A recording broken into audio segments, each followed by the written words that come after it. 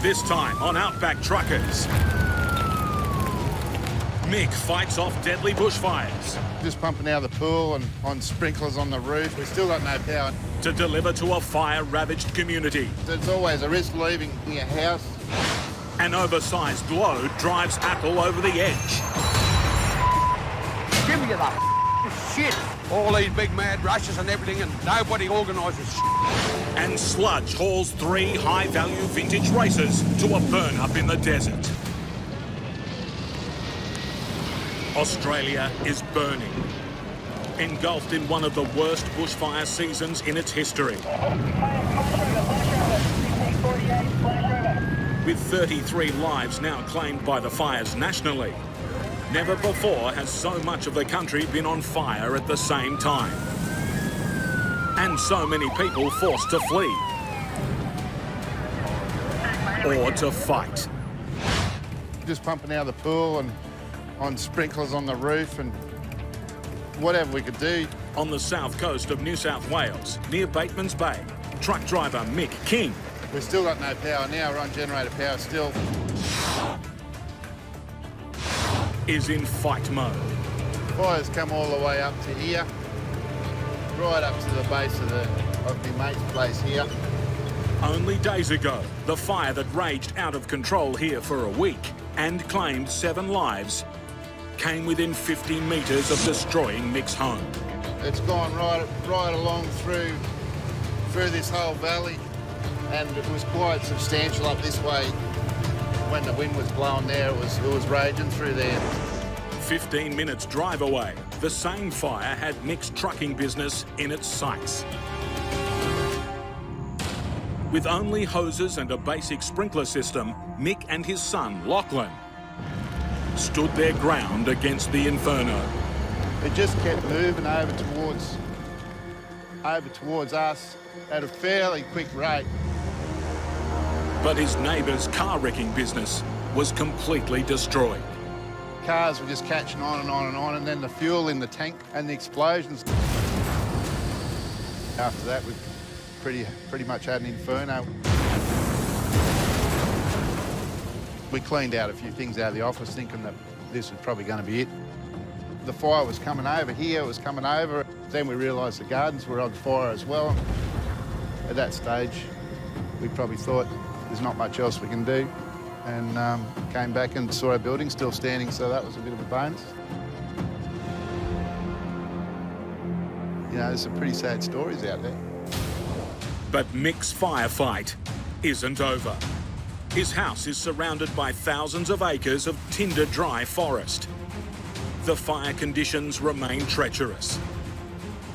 Mick has a full water tanker at the ready for when he returns. Tomorrow, he'll be forced to leave his house unguarded against the threat of fire. At the end of the day, you've got to get the loads through. The whole country is in emergency mode. And Mick's volunteered for an urgent delivery, trucking much-needed supplies to fire-affected areas. The urgent stuff's got to go, and there's, you know, that's the likes of food and medical supplies and, you know, stuff for infrastructure, you know, fuel. We're all desperate to get through. From Bateman's Bay, he's heading 150 kilometres south to the coastal town of Bega, through some of the most devastated landscape in Australia. All the transport companies are pulled together. We're all talking all the time about routes, how to get through. If there's road closures, we're organising escorts to go through if we need to at some points. It's a tough game, and more obstacles means, you know, more headaches. With high winds and temperatures up to 35 degrees set to continue, the latest fire forecast, catastrophic.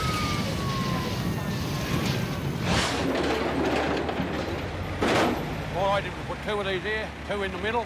In Mackay, Queensland, Brian Anderson and Apple Martin are the kings of heavy haulage. Channel 30? All right, is that where mine went to? Yeah, it's ours now.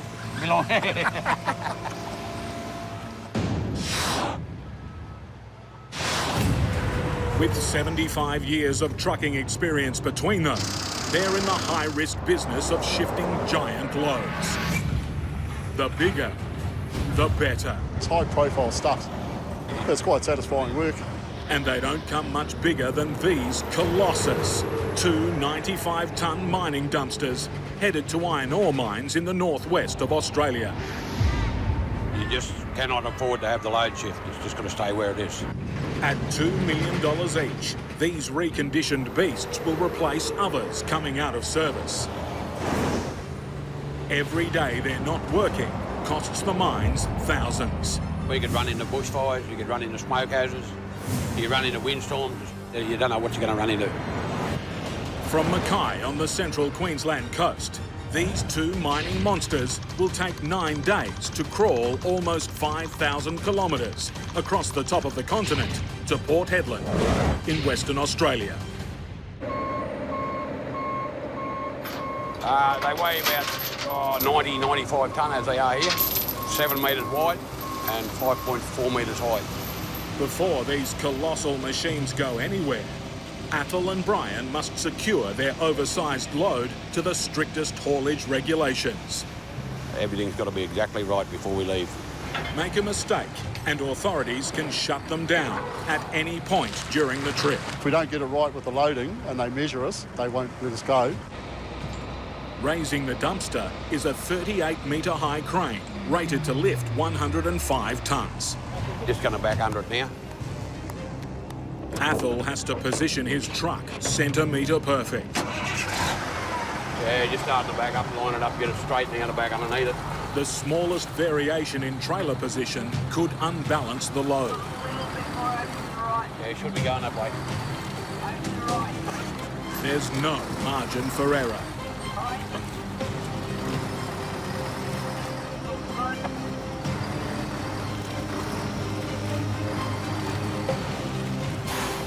Yeah, we'll just have a look, check it and make sure it's right. That's spot on there too. So we need to block her up. Right, mate. Come down on that. Just loading them down low as we can to get under bridges. Too much weight on that. Yeah, hold him. Righto, bring him down. Lowering the giant dumpster, it's vital the weight is balanced evenly over all the axles to avoid a catastrophic accident. Let the weight go on the wings a bit. That's got weight on it now. Righto, that's it. In the final safety checks, Athol finds a problem. Oh, no. Yeah, just checking it out to see whether it's right. I've got to move it over to the right a bit more, so I'll pull back out. But with the mining giant almost secured, heavy rain brings loading to an abrupt stop.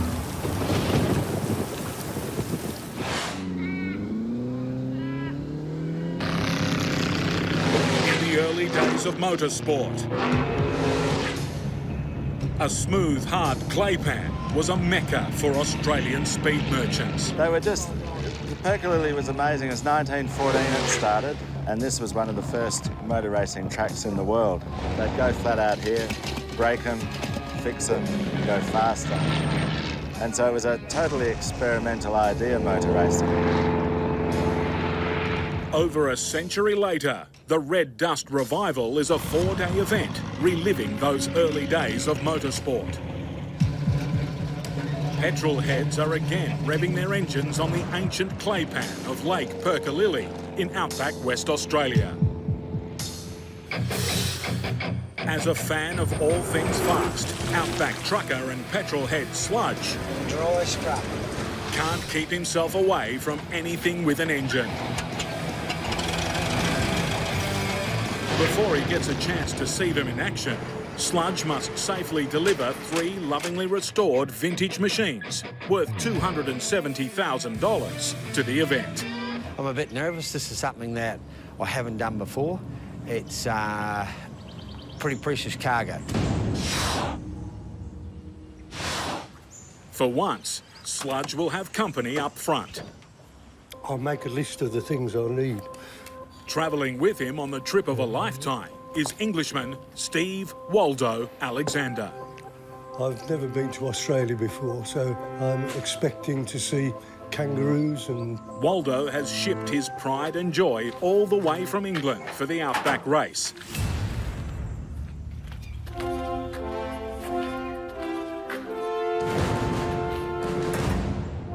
legendary 1936 Lagonda Rapier he spent 10 years restoring.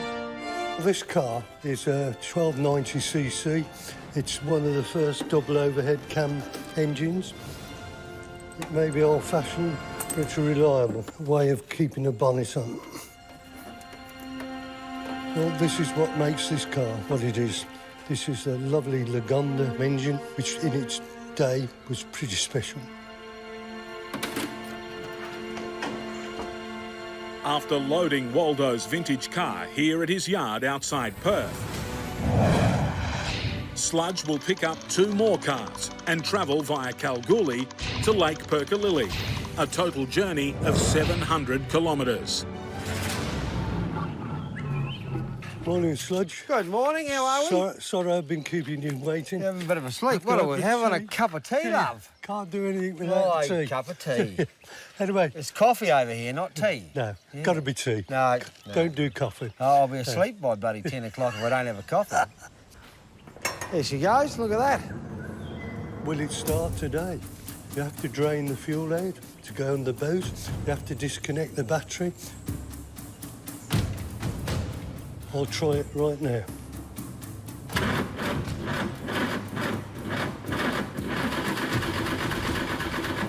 After 44 days at sea, travelling almost halfway around the world,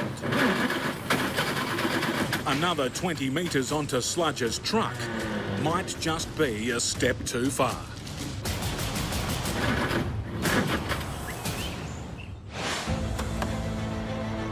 The heat's still on. It's catastrophic weather conditions with the wind and the temperature, so it's going to make for bad fire conditions. In fire-devastated southern New South Wales, Mick King is torn between duty and self-preservation. It's actually another D-Day for us in our fire situation. Mick's making a mercy dash through the reopened road south from Bateman's Bay, delivering much-needed supplies to Bega, a town that lost over 400 homes in the firestorm. We've got all sorts of things on board, ranging from medical supplies, stuff for nursing homes. We've got stuff for infrastructure and building. Mick's mercy dash will leave his Bateman's Bay home unguarded, and the threat of new bushfires is high. It's always a risk leaving your house at this time. This is the third catastrophic day that they've predicted. Temperature's slightly lower. The last one was about 46 degrees. This one's going to be about 33 to 34 degrees with a 30-knot northwest wind. My house is going to be affected, in danger for the first half of the day. The sun hasn't come out much. It's always under smoke. It's bushfire smoke at the moment. You can smell it, definitely. Mick's pushing to make the 300-kilometre round trip in less than 5 hours. Strong winds are forecast to increase by noon, and he wants to get back and defend his property. The wind is the big problem. That's what makes the fires so quick, is the wind and the fuel is so dry. Put those two together and you've got a disaster. Mick's route takes him through the centre of the devastation. The trees burn up and become dangerous. That's one of the main reasons why they keep the roads closed, because the trees, they'll just fall over. Like the fire might have been gone, you know, a day or so ago, and they just fall over. You can't guarantee any road openings because the highways can be open and shut 2-3 times in one day.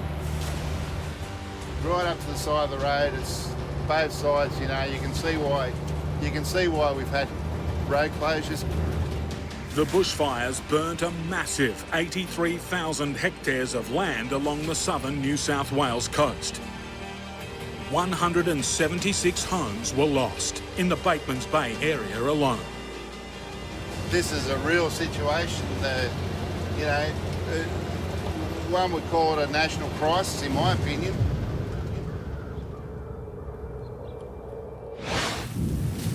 While bushfires savage much of the country, Yeah, Brian should be here about 5 o'clock this afternoon. depending on the weather. He's loading another one of these 793 dump trucks, exactly the same as this. At the moment, I don't know. Almost 2,000 kilometres north in Mackay, Queensland, torrential rain is making it too slippery to load 2 giant mining dumpsters.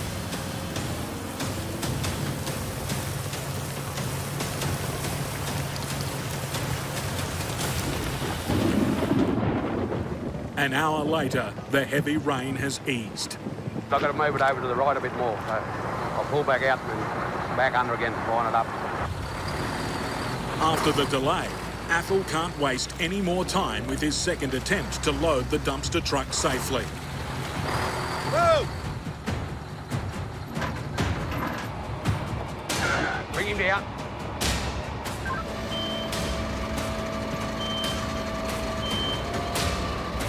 Yeah, mate, let it go. I'll unhook your chain, mate. Come on, keep coming back. Brian loads up the second dumpster. Keep it coming, mate, you'll be right. Yeah, that'll do, mate, we'll get at that. It's going to go over the weighbridge at Catherine, so we have to have our weights perfect. Yeah, mate, let it go. Yeah, mate, she's good. You just cannot afford to have the load shift. It's just going to stay where it is. All loaded, ready to go.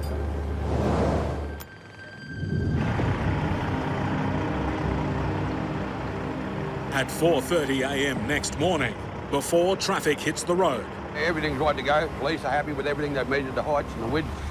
190 tonnes of mining machinery prepares to cross the continent. Where you at, Jules? Yeah, right. Just watch me tail swing when I'm coming out. I might use this trailer, right? Yep.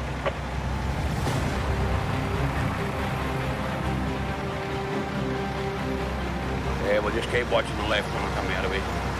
Clear the end of that fence. Yeah, it's still about a metre to go and you've got plenty of room both sides.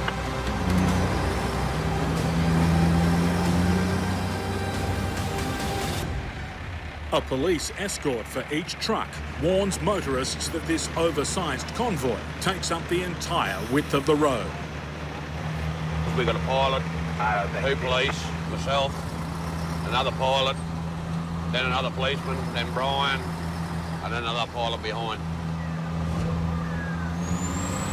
Bit of fog around, but anyway, look, usually gets foggy around here, around these rivers and creeks at that time of the day, after rain. If it becomes too thick and too dangerous for visibility, we've got to find somewhere and pull up and let it clear. Outbound, we're at 7 metres away. It's a bit dangerous. Just an hour into their journey, a heavy fog closes in. This morning with the fog, we can't do much about it. That's Mother Nature at work. We just have to roll with it. The police shut down the convoy until it clears.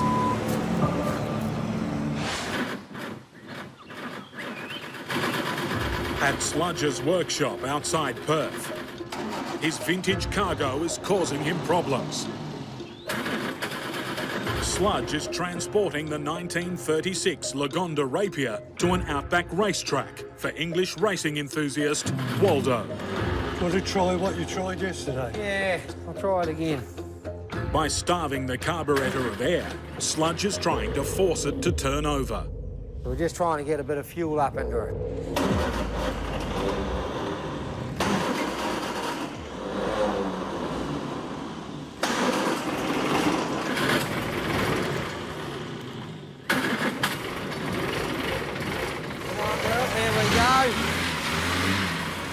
The trick has worked. But they still have to get Waldo's delicate car onto the trailer, over a metre off the ground. Waldo's a bit worried about getting up the ramps.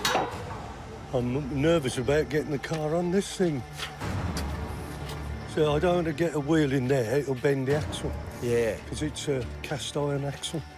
Ah, right. Yeah, so it won't take much to bend that at all. Yeah. I didn't sort of think of, when we drop the ramps, the hole there. We might have to get a little bit of board and lay across here. Yeah, that's what I was thinking. All right, we'll go and have a bit of a look. Just found a bit of aluminium for the ramp, so we'll just cut this bit of aluminium up and stick it on the ramp. Hopefully.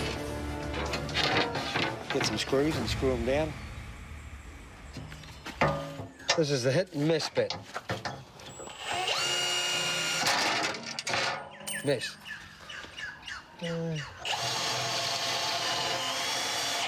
That should be all right.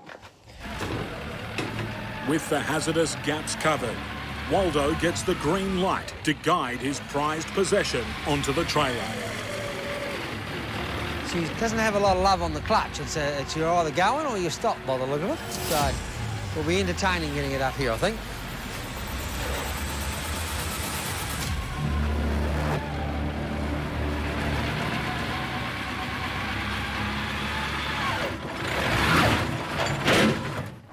Up.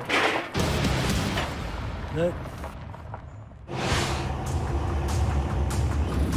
We've done 100 kilometres from Bateman's Bay, and it's like there's hardly anywhere that's not burnt. Outside Bateman's Bay, New South Wales, trucker Mick King is driving through a disaster zone. It's the worst I've ever seen it. The dead animals on the side of the roads and, well, everywhere really.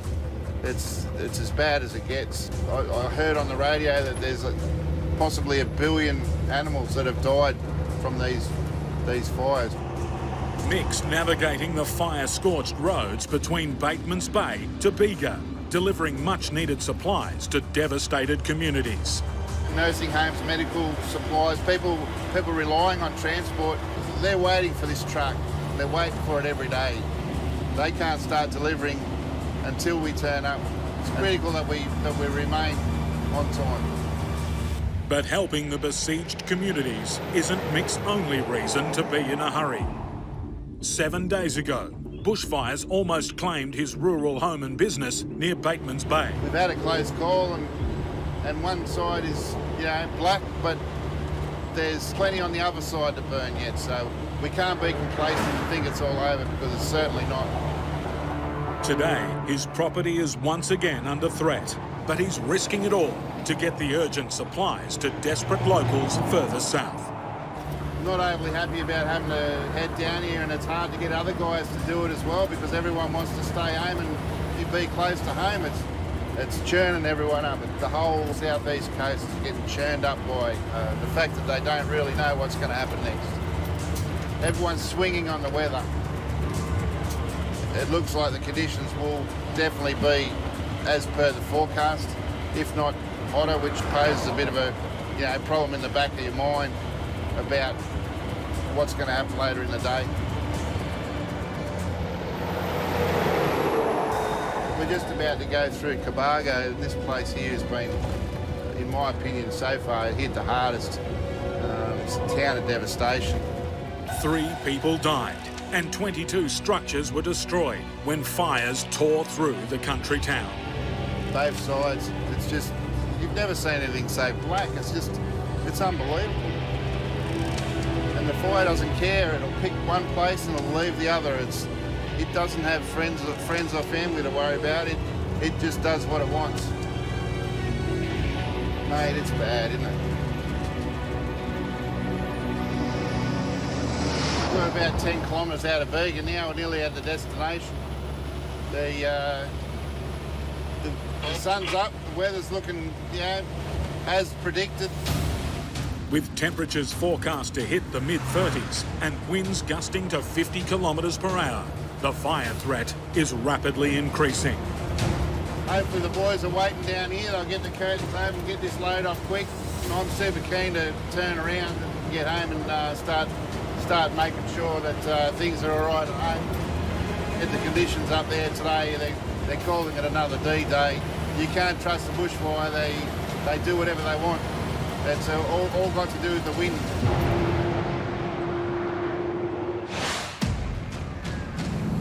It's a bit dangerous. Only hours into their journey across central Queensland, truckers Athol and Brian are fog-bound. Swing over that side. Every hour late in delivering the dumpsters will cost their mining company owners thousands of dollars.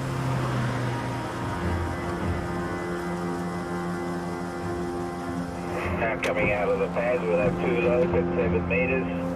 The fog finally begins to lift. We're all good to go.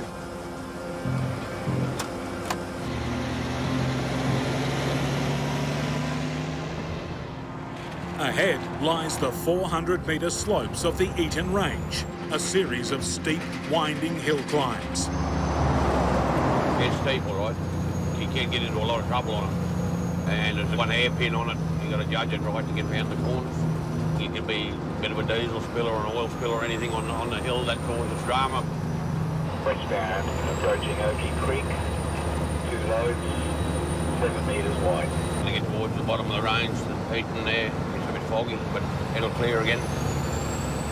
Approaching the ranges, the convoy calls in some added insurance.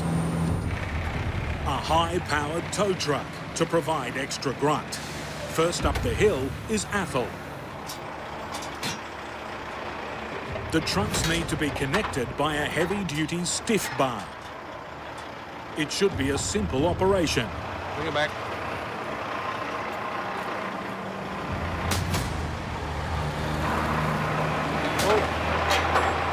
Go forward a bit.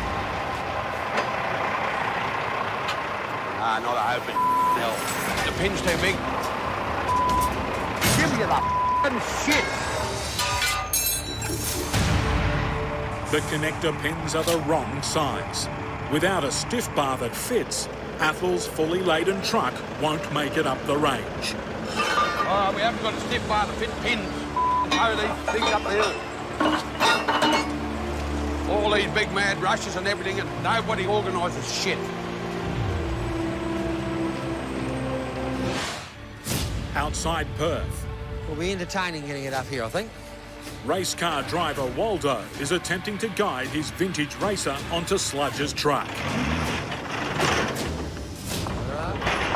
If he can't get the 1936 Lagonda aboard, he'll struggle to reach the start of the Outback vintage car race on time.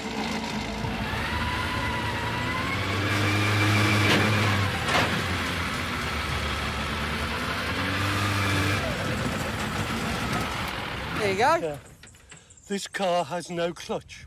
It's actually a pre-select gearbox. You can put it in any gear, and as long as you tap the pedal and let it go, it'll go into that gear. Well, there you go. Yeah. Bear in mind what this car's worth. I'm not teaching my grandmother to suck eggs, because you're an experienced trucker, but Yep. I really want it secure. Good, tie it down. Oh, well, we'll get in and I'll tie it down. Yeah. And then you have a look and tell me if you're happy. I will. I probably might go and have another cup of tea. Not another one. Righty. Back around the back of that one. With 700 kilometres of road vibrations ahead, there's plenty of opportunity for the straps to damage the vintage car. Trying to give them the smoothest ride I can. And when I tie them down, be careful that I don't pull too much weight onto the wheels, because the wheels are brittle and old, so they're, we don't want to damage them. Want to have it pretty nice. How does that look, Waldo? Looking good? Nice bit of movement. Yeah, it looks good. I'm really pleased with that. We'll take lots of care with it. That's good, thank you. With the Lagonda secure, All done. Sludge and Waldo head for the town of York, where 2 more vintage cars are waiting to be loaded. Back home, when he's not racing the Lagonda, Waldo loves to fly his vintage plane. So I haven't got an aircraft with this many dials. Or this many switches. Doesn't your plane have this many switches? No. My aircraft was built when Pontius was a pilot. Ah, rightio. And what possessed you to bring, like, your car all the way over here? Well, I met a chap called Jim Williams in Australia who came to my gliding club. Oh, rightio. Took me up to Perkinelli, and like an idiot over a few beers, I said, yeah, I'll bring my car. For you, is it because it's the oldest track in Australia, Yeah. or...? Yeah. When I saw the history of it all, Right. I thought, well, I'll love the cars, all of them. Yeah. So, and I'll meet like-minded idiots who do this thing, you know? I'm quite excited, actually. It's a bit of a... Well, I really am excited. I mean, I've never been to Australia before.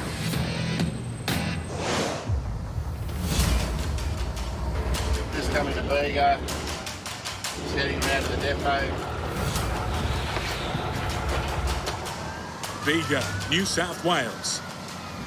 As bushfires rage throughout the state, Wait, mate. Wait. Mick King is hustling for a quick unload I got him. so he can get home to protect his property. They're itching to get the deliveries done. They'll get it off as quick as they can. Mick's load includes medical supplies, car parts, oil and other urgent necessities. But there are constant reports of road closures.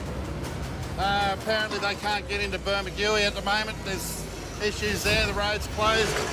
And Wombourne as well. Eden's a problem. For the moment, Mick's route remains open. With dangerous fire conditions building through the day, he's watching the clock. 40 minutes so far.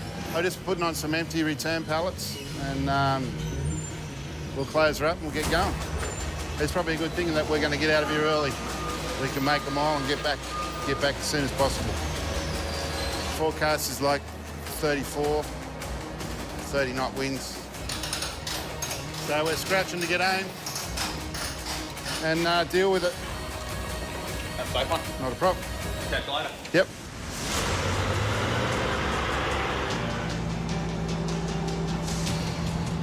Freight's been delivered. We've got about an hour and a half to get back to the depot. Mick's pushing to get home before midday when weather conditions are predicted to become extreme. It's the middle of the day is the worry that when the temperature does reach its peak and the winds are coming up to the 30 knots will be the time when we'll be concerned about the fire front.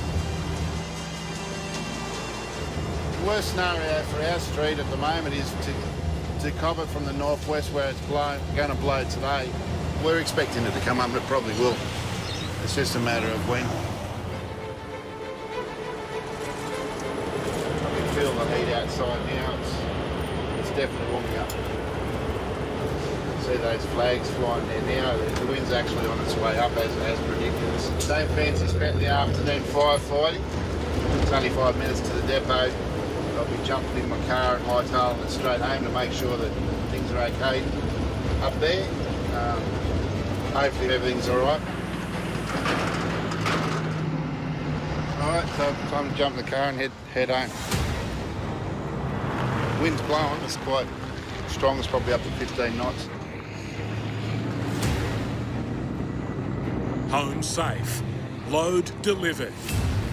But for Mick King, the battle continues. Been doing this for weeks, just driving around up that road and up the ridge. This is where the fire is now. It's literally only a couple hundred metres away. Mick's house is still untouched. He kept the fires at bay once, but he can't relax. With temperatures rising, the threat of fire is ever present.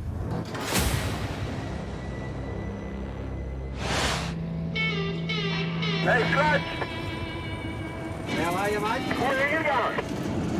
Right, that'd be telling, wouldn't it? Vintage car racer Waldo Alexander is enjoying a taste of life as an Outback trucker. I've never been in a truck like this and never probably will, and I'm enjoying myself. With Sludge Andrews as chauffeur, the Englishman is on his way to a rally in remote Western Australia. His 1936 Lagonda Rapier is safely aboard. Do you know what cars we're going to pick up?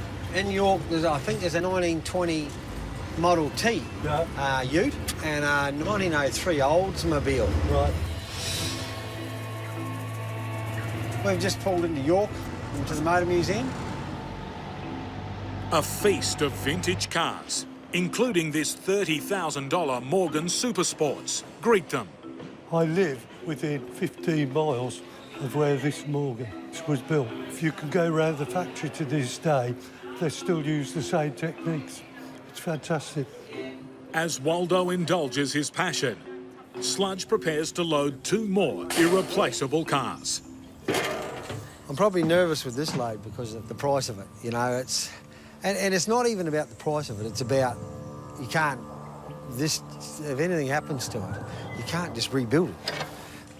We'll get it right, hopefully.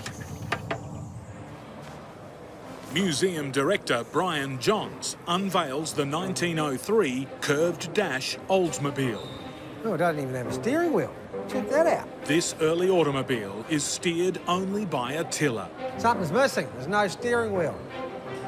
Weighing just 500 kilograms, this fragile piece of motoring history was the first mass-produced car, predating the Model T Ford by 5 years.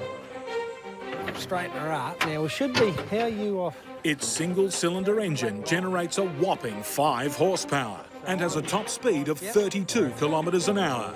We probably could go right up to there, couldn't we? It's now valued at $85,000. We need to secure this canopy. So the canopy doesn't blow up, but of course, everything's soft and gentle, and so we've got to go from there down through there. That's actually pretty good, I reckon. Yeah. We'll grab the Model T. Bloody hell, what are the pedals on it? So what's the one in the middle? The one in the middle is your gears. Yeah, right. Yeah, change gears with the middle pedal. Rightio. Next to load is a 1920 Model T Ford, worth $25,000. My way a bit? Your way a bit? Yep, bit my way. I reckon about there. All right. With a combined age of 301 years, the ancient treasures are on board at last. So, not another bloody cup of tea. We're going to have no tea left in Australia by the time he leaves. Yeah, have you seen a kangaroo in there yet? Not alive. Oh, we'll try and find one somewhere. You think they could have some roadkill? A bit nervous about these cars, but anyhow, we're loaded. To avoid driving at night, Sludge wants to cover the 500 kilometres to Kalgoorlie by sundown. I don't want anything going wrong, you know. I want it to be right for them and right for me, because I wouldn't mind doing it again. But a slow-moving truck isn't helping. Very frustrating. Oh, yeah. Slap around you there, the road train. While Sludge is focused on the traffic ahead, a strap has come loose on the Model T.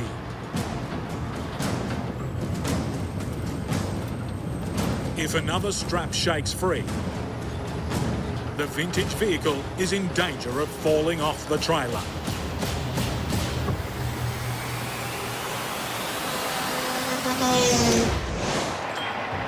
Turn around.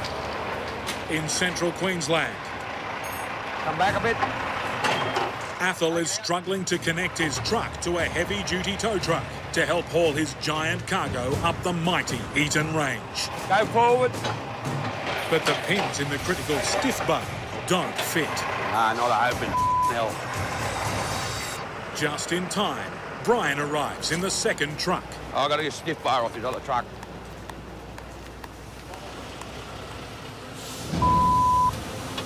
Brian's stiff bar is also a problem. We've got different sized pins that we've got to knock the bush out of this bar. The bush from the eye of the stiff bar is proving stubborn. With a multi-million-dollar load and police escorts waiting, the pressure is mounting on Brian and Athol.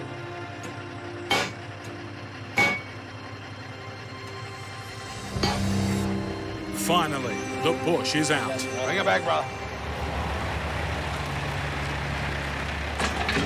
With the heavy-duty tow truck attached, Athol now has twice the horsepower to pull the enormous load up the steep hill. Yeah, let's go. Both trucks have to coordinate their revs to make sure they're in sync as they begin the climb. I've got 1,800 revs there. I reckon if we do it about that, we'll be pretty good. 66 tons. They can't afford to stall or stop at any point. If you get people that don't know what they're doing, they're in the wrong gear or try to change gears on the pull, they can get in a lot of trouble. That is right, a little bit moist in places.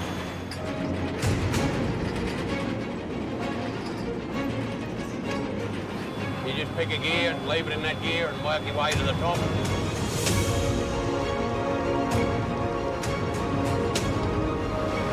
Over to your right a bit more, brother.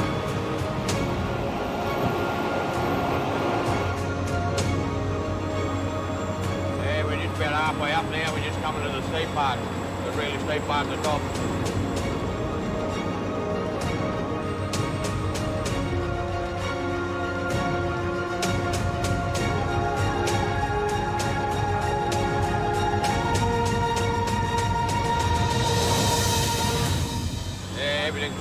fine. Athol has made it to the top.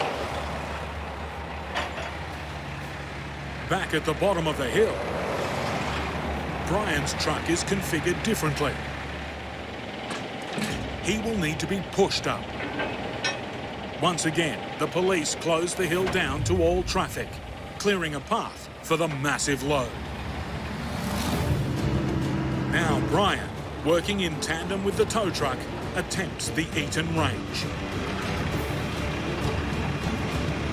You have to do a quick gear change halfway up the hill. That's when stuff breaks. Blow a diff, blow a tail shaft.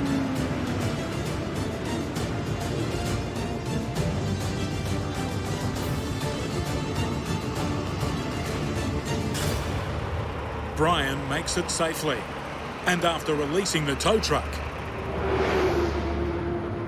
it's a race across the Queensland plains. Athol and Brian hope to make their overnight stop within the 12 hours of driving they're legally permitted each day.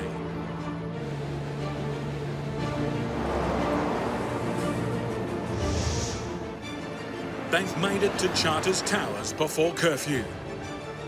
Now there's just 3,700 kilometres to go on the convoy's epic journey.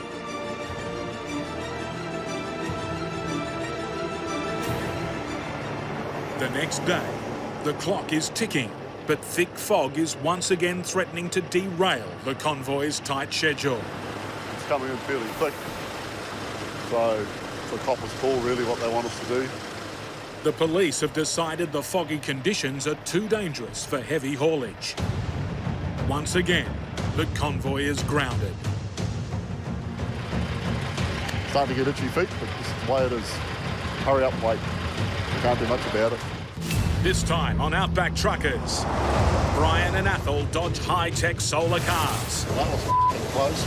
And battle heavy haulage blowouts. This is where I come from, this is what I do. Steve Graham tackles the bush and all its fury. Who said this was going to be a holiday?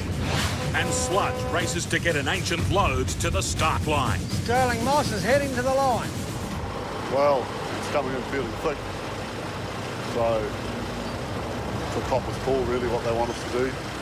Until they get here and we discuss the situation, we don't really sort of know. 5:30 a.m. in Charters Towers, North Queensland. Heavy haulage truckers Brian Anderson and Athol Martin are going nowhere. Starting to get itchy feet, but this is the way it is. Hurry up, wait. Can't do much about it.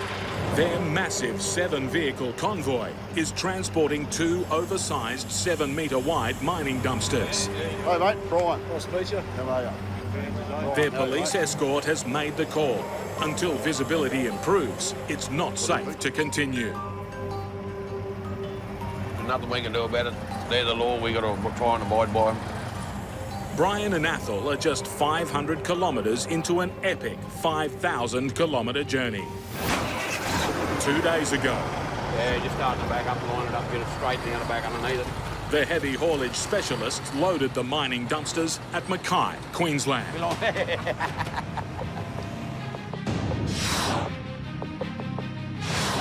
They've now got just 8 days to cross the hostile top end of the country and deliver the dumpsters to an iron ore mine outside Port Hedland, Western Australia. Anything could go wrong at any moment. You can't plan these trips.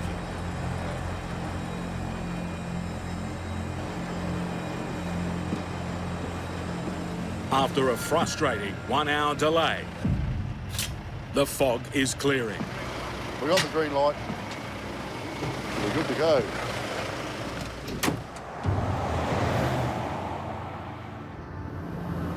I hope we can make the time up without pushing it too hard. I don't want to start blowing tyres when it gets hot this afternoon. With 30 years' experience transporting giant loads, Athol's seen his cargo getting bigger each year. They've gone from big to huge in the last 20 years. The bigger the truck, the less people they've got to employ, so they reckon, but most bridges are still the same. It's a constant battle with small bridges that were never designed for 7-metre wide loads that take up the entire road. There's a tight run across that bridge. The oversized convoy approaches the small town of Richmond in Western Queensland. Its narrow streets are lined with dangerously low power lines. For Brian, it's a chilling reminder of the disasters that happen if their calculations are wrong. I was on the ground winching the crane up onto the trailer and just got too close to the wires that were there along the side of the road. It just arced, and because I was on the ground, it earthed down through me. 3 months I was in hospital. Did several operations. Lost a fair bit of my right hand. They cut stuff out on my side. And much to everyone's surprise, I went back to work and still doing it. Brian has plenty of reason to be anxious. His 5.4 metre tall rig has just half a metre to spare between it and the ageing power lines, each carrying 33,000 volts. Yeah, I just watched this one here, it's a bit low.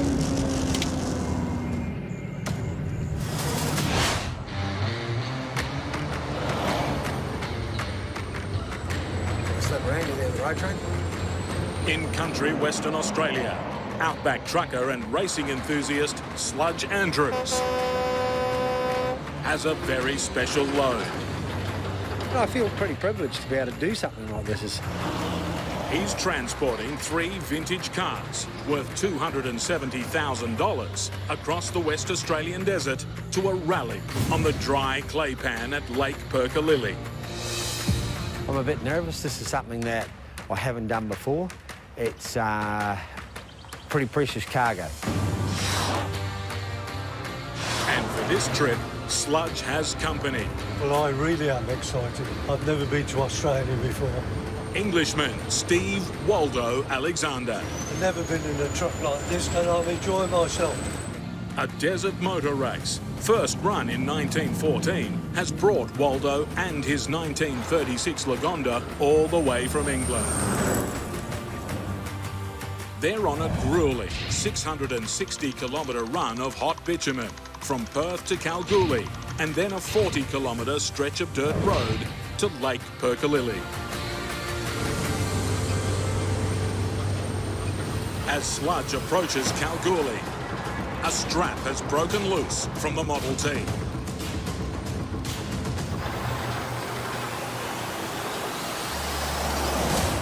I reckon we better pull up. I can see a couple of those straps are a bit loose.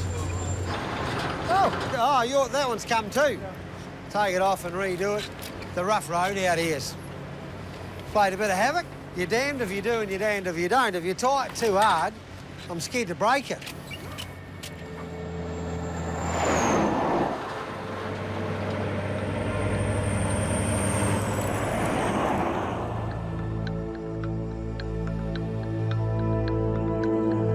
After a day on the road, Sludge and Waldo reach Kalgoorlie, just short of their final destination. What a great day. Car's in good condition. Very excited to be going to Perkalilly right now. I can't wait to have a go at it. That's what we're here for. Let's get it on. Looking forward to seeing it covered in red dust. This is as good a cup of tea as I've had. This is, of course, my 6th. Bloody teetotal, eh? 6 cups. Christ, it's only bloody 9:30 in the morning. It's what keeps me going. Waldo spent over $40,000 restoring the 84-year-old Lagonda and transporting it halfway around the world. The last 40 kilometres of his journey are the riskiest. With bumpy, unsealed roads. My car's really lightly built. If it gets really rutted, you can shake them to death.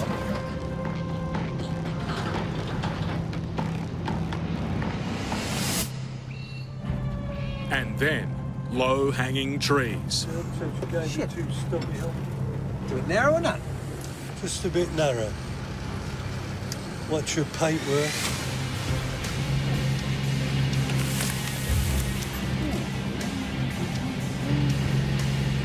Like screwdriver doing a bit of work. Oh, yeah. Hang on. We're doing a bit of tree trimming.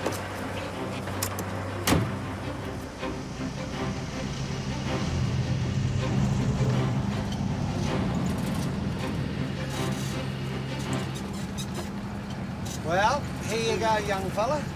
You're here. Fantastic, isn't it? You're halfway around the world.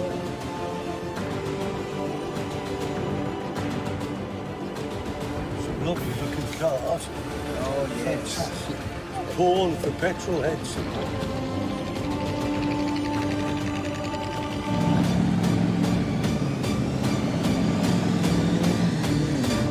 I've come a long way, so I'll have a go.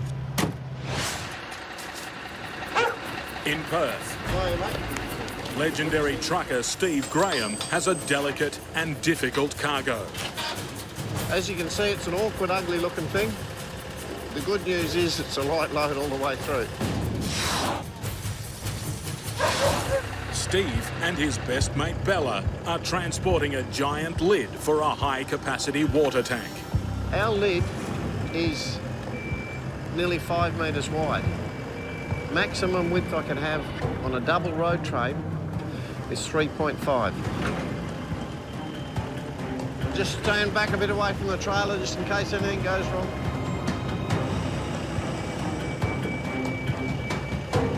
All good, fellas. Drop it down there. Look at that, 3.47. Beautiful, Davey. It's all good. Our legal limit for a load without an escort on a road train is 3.5. I'm a smidgen under it, we're good to go. Beautiful, lovely to watch, fellas. The new water tank and its components are headed to a remote Aboriginal settlement. This is a dry country, Australia, and it's in the middle of a dreadful drought. This is to give these little communities more water as we go into the future. Yeah, it's good to be part of it. It's a good job. From Perth, Steve's 36.5-metre two-trailer road train heads north to Broome before cutting inland to Wonkatjunka. 4 days and 2,600 kilometres through some of Australia's most hostile terrain. Usually I'm running around with about 120 tonne hanging off the end of the steering wheel. I've got half that this load, so that's going to be good. This could be a holiday for me. What do you reckon a tank like this is worth? This one's around about 350 and 400,000. So I've got about $400,000 worth of gear I've got to not break. Yep. Right, mate. I'll give that my best shot. But that's me. I'm good to go. I'm going to hit the road. I'm out of here.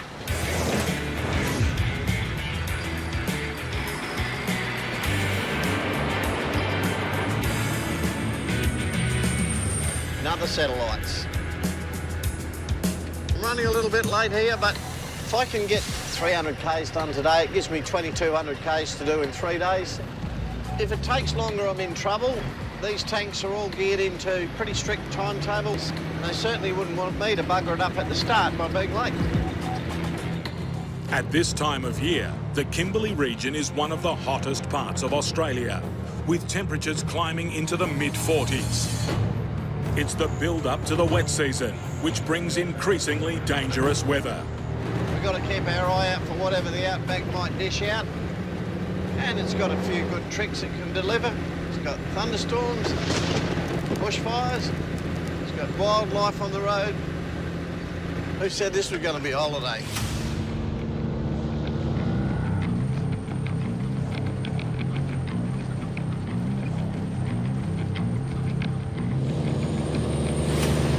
I don't know what's going on up here, more road work or something.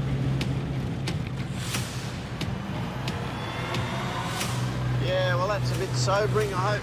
Whoever that is all right. You don't like saying that anytime, but it reminds me to keep focused on my job. I'm pleased with today. I got a better run through the hills and out through the wheat belt than what I thought. But when I look at this sky out here, I can't help thinking there's thunderstorms around. Every time you get complacent, there's always a wake-up call. In Richmond, North Queensland, heavy haulage trucker Brian Anderson is having a nervous ride. He's guiding his 5.4-metre high load of mining machinery under the town's 6-metre high power lines. Bloody thing's sand. No, mate. 34 years ago, Brian lost 2 fingers on his right hand when power lines sent 33,000 volts surging through him as he winched a crane onto his truck.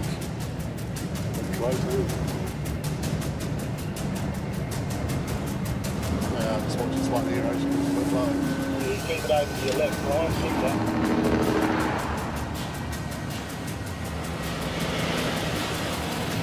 Narrow's all clear. Oh, that's the hardest work I have to do today, I'll be happy. Safely through town, the convoy encounters a new problem. It's cattle country, and Brian's sharing the roads with double-decker livestock trucks, known as crates. The stock trucks, when they're loaded, we don't like pushing them off the road because they're very unstable. If they go off too far and start leaning, the cattle start leaning, and there's been a few of them fall over. Despite a police escort and plenty of warning, one cattle trucker is refusing to give way. He didn't want to stop, that's for sure. Yeah, that's right. They everyone up. A couple of crates up here, a bit tight up here. Okay, over we go. Okay, just straighten up to that line. Just hold that line there, be good. Then you can find more room, mate. You pulled over when you first heard me, you'd have had plenty of room. The oversized convoy fills almost the entire road. As they hit more traffic, car drivers become nervous. Well, idiots see the police cars with the blue lights and get scared. Just panic and stop and get in behind them for some reason. This idiot in the friggin' car here just got behind the cop car. I don't know what they're thinking. Like, you got pilots to wave them round, you got pilot people with their arms out the window waving them, but no, they won't go. They're as dumb as dog. Coming through with you? Nah, it's up behind the cop car, Brian. Oh, look at that.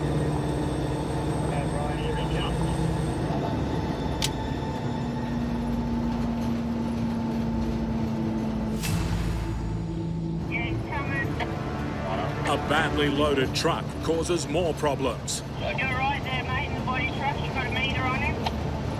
Yeah, keep going, mate. The trailers are steering away from you. Its slow overtaking speed and unstable load could spell trouble for Brian and Athol.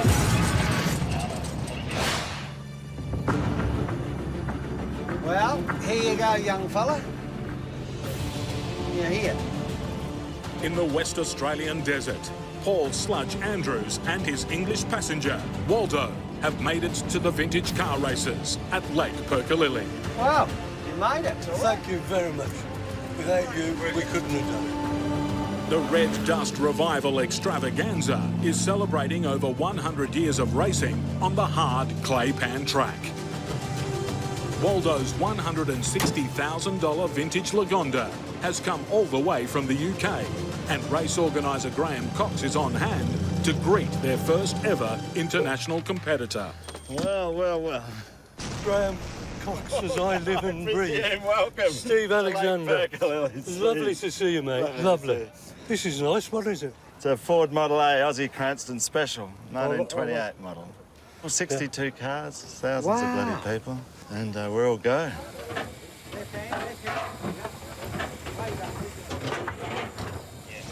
One down, and we'll take the little one off now. Don't slip it. There she goes.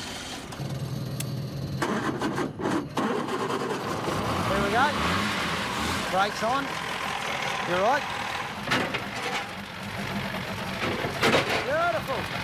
Job done. We've got him here in one piece, and it's running. While Waldo gets his Lagonda approved by the race stewards, Just give it that little touch. There's a little touch and the wheels should start spinning. Graham offers Sludge an opportunity he can't refuse. 2 laps on the clay pan in his Model T. Try and work the pedals out where the brakes are, and hopefully it won't be too hard. It's a sweet little thing. 1913. Best of luck. Thank you, sir. For being up. Okay. That's, Okay. Yeah. Little You got the handbrake on? You're in business. Oh, look at that turn. Mind-blowing power.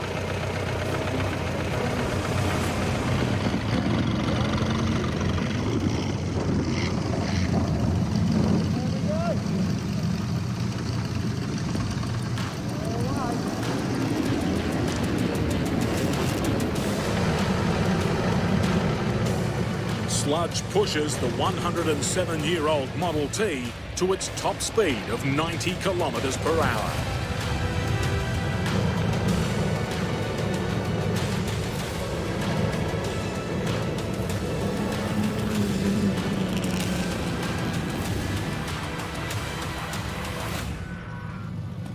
That was awesome.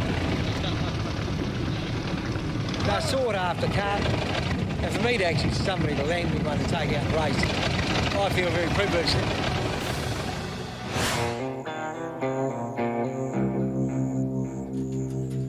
Looks like it's going to be a good day. What I thought might be thunderstorms, I don't think we're going to get them today. I think we're just going to get heat. In the sun-scorched West Australian desert, I think that's a picture of Grandad. Steve is making a home away from home in the sleeping quarters of his two-trailer road train. This portrait of Grandad can be a centrepiece. It's very nice. All right, I'm out of here. I've got to go to work.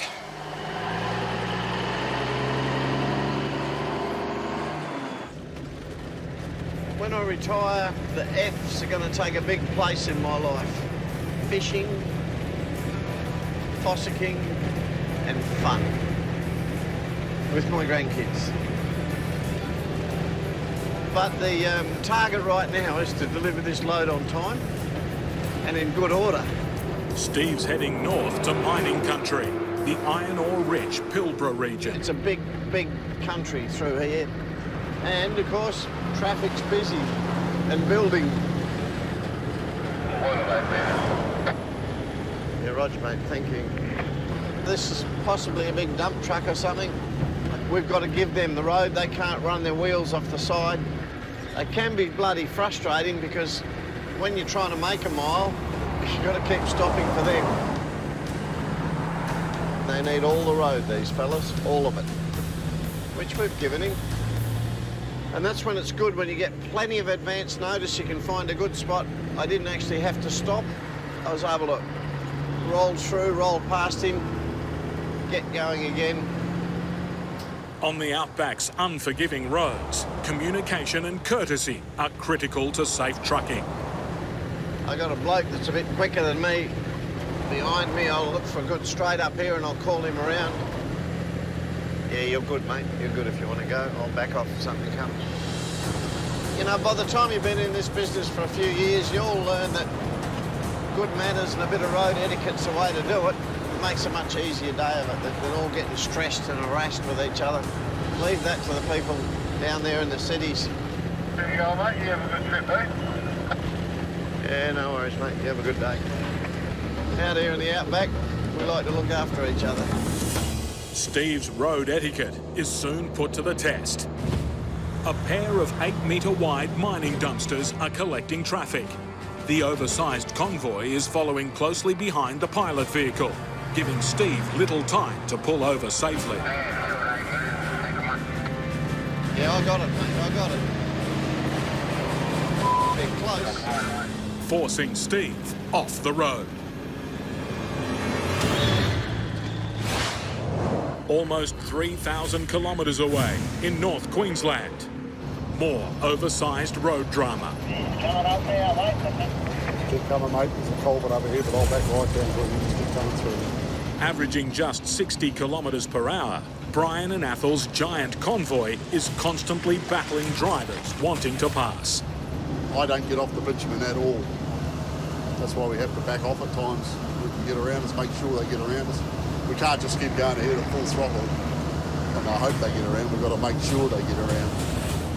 With 3 police escorts, 2 pilots and 2 30-metre long trucks, the convoy can stretch up to half a kilometre, front to back. Now Brian and Athel have a new headache. A 3-trailer road train signals to pass. You get as close to each other as possible so the vehicles coming around us don't have such a big area to overtake. Brian's forced to push the wheels of his massive load right to the edge. Keep going, mate. Keep going. Keep going. Yes, you go, mate. The trailer's steering away from you, so where you go?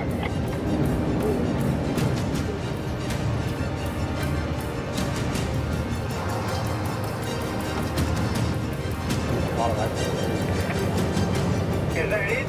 Yes! The triple road train spends nearly 90 seconds on the wrong side of the road.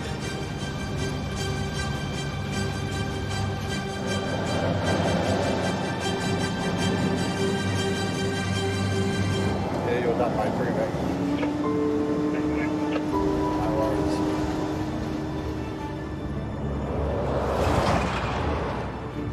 As the team heads towards the Northern Territory border, they're still trying to make up time they lost to the fog.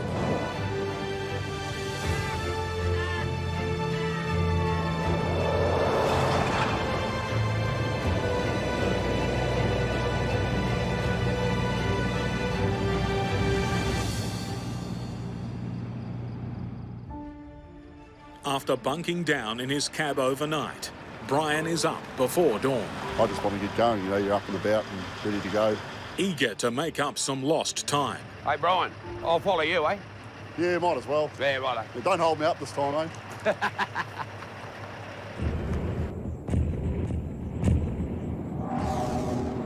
Travelling at the rear of the convoy, Athol spots a problem. Yeah, you got rubber and that coming out, mate. Oh, no, we'll pull up and have a look, eh? Pulling up, Keith. Stopping right now. When you stop and there's no airflow going through, the tyres actually heat up and start expanding. So you've got to be careful about when you hop in there because if one blows while you're in there, yeah, it wouldn't be a pretty sight. We've done a tyre by the sound of it. As temperatures soar past 40 degrees, Athol checks the damage.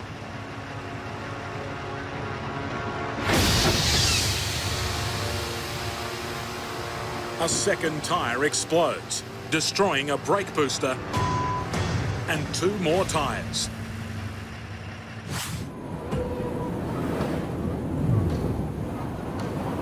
"40 kilometres north of Kalgoorlie, Western Australia, race car enthusiast Steve Waldo Alexander Sterling Moss is heading to the line.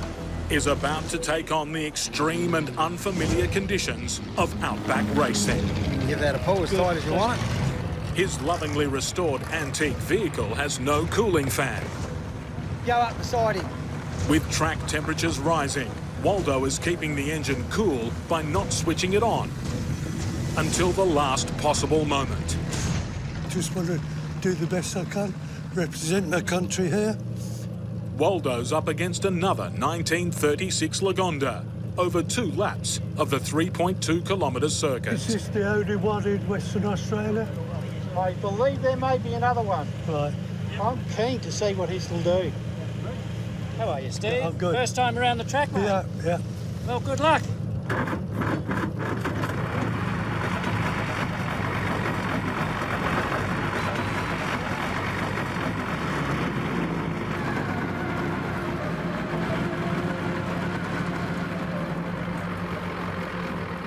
So taken with the atmosphere and everything.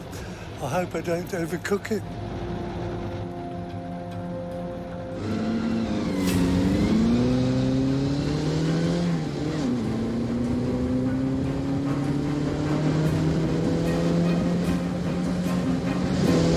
Just minutes into the race, there's a problem.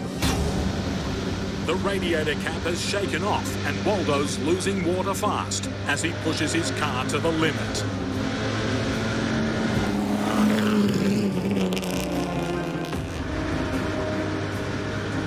Soon, it's neck and neck.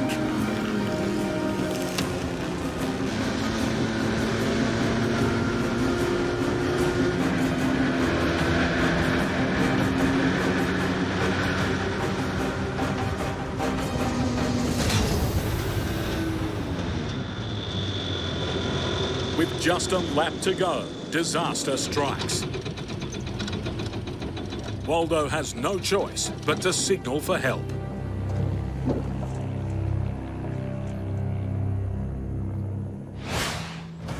Heading north to a remote desert community in Western Australia, Steve Graham is facing massive oncoming traffic. An oversized mining dumpster convoy has caught Steve by surprise. They're close. Oh, shit.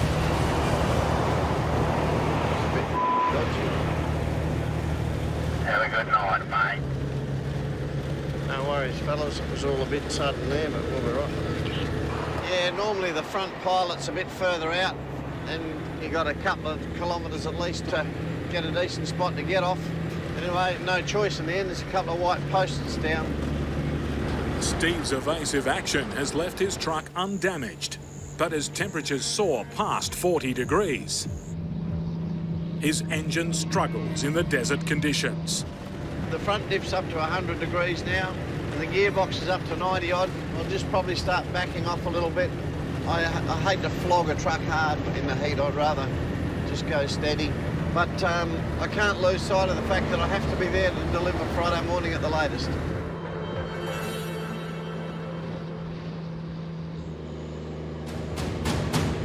"24 hours later, it's still slow trucking in the oppressive heat.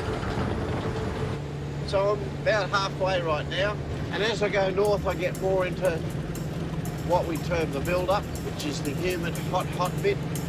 Right now, usually this time of the year, is generally the hottest place in Australia. Funny that. So, going to be some heat, there's going to be some little issues, and I hope there's no fires. Bushfires, started by lightning storms, are a frequent hazard during the build-up to the wet season and have ravaged parts of Australia in one of its worst ever fire seasons. Oh yeah, now we've got smoke haze here in between the hills. These lightning strike fires, you know, once they start up, they can be bad news. If it gets wind behind it and the flames are going across the road, you're in big trouble. 100 k's further north, the source of the haze becomes apparent. The big ball up there, that's the fire up the back of Broome. The wind's blowing in such a way that it will blow that fire down towards the highway. If that's the case, I'll shut the road. I can't afford to be this side of the fire because it could be shut for days. Then I'm really in trouble with my people at Wonkajonka and delivery. With only an hour of daylight left before Steve must legally take a rest from driving, he's now racing against sunset and the bushfire. I'm going to try and get the Nilibubbuka. Nilibubbuka's there, Roebuck's there, and the fire's up there. Sort of a triangle, Roebuck, Nilibubbuka, fire. So I want to get up there to Nilibubbuka, I think, and camp there tonight, because if the fire comes down to the highway and DFAS cut the highway in the morning, I'll be in front of it. The build-up throws these things at you. But it's why I enjoy Outback trucking. Stuff happens.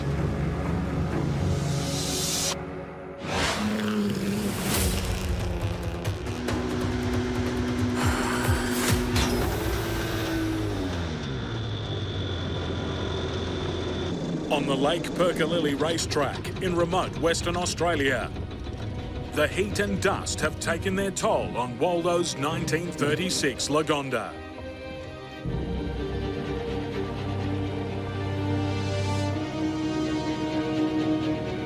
Just one lap completed, and Waldo's race is over. Waldo spent years working on his Lagonda, but the harsh conditions of the Outback track have taken just minutes to destroy his racing dream.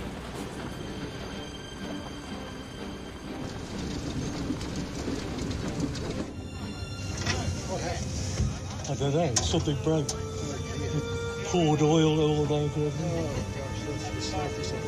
Yeah, hanging out the side of the block. Oh no. That's a big hole. Yeah. Terminal. Snapped the crank. Yeah. Hanging out the side of the block. Oh no. Oh yes, thank you very much. Cheers. What's happened, Waldo? Crank's broke, I think. Yeah. Looks like a little worse than that, doesn't it? On the side right outside of the block. Yeah. That's not good. I'm not pleased by it, but that's what happens. So that's the end of his weekend's racing, I suppose. Come all this way and spent a lot of money to get it here and blown her up. With the Lagonda out of action, the proud Englishman takes it all in his stride. And Sludge rigs up his trailer for the best seat at the track. It wasn't sort of the perfect ending with your car going bang, but that's motor racing, isn't it? I know I've had the $43,000 lap, but nobody said it was going to be cheap. No. No, and I'm sure you probably had the most expensive lap of this track ever. Probably.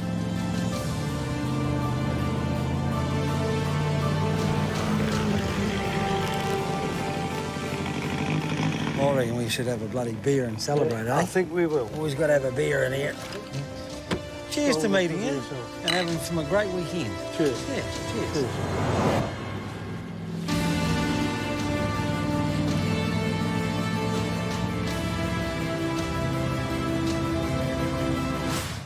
In the Kimberley, Western Australia, Today's the last day. I'd like to get there today. Steve Graham and his dog Bella are making an early start. I better not get too smart. I've still got 400 kilometres to go. The fire didn't get down to me last night, so I don't have to worry about that. Just think about if there's any started up the road in front of me. I look out at that grass and I just know one lightning strike, bang, and you can see how it just explodes into flames. You know, we're wandering along up towards Fitzroy Crossing now. We're into the 40 plus degrees stuff. The road's just hot, so I've dropped it back. I'm doing just over 80 kilometres an hour. I'd rather be poking along like this than melting out there changing tyres.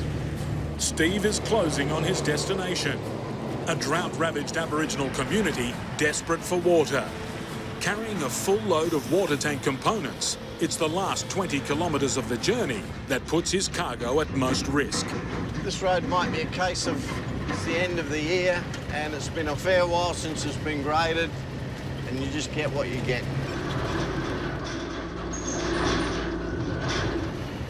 Hoping everything holds together. To absorb the shock from the road, Steve lowers the tyre pressure by remote control from the cabin. I'm dropping these tyres down here probably to about 40 pound, so I don't get so pounded and knocked around. The lower tyre pressure increases traction on the rough surface of the road. My tyres are showing a deflating light, but there's no deflation going on.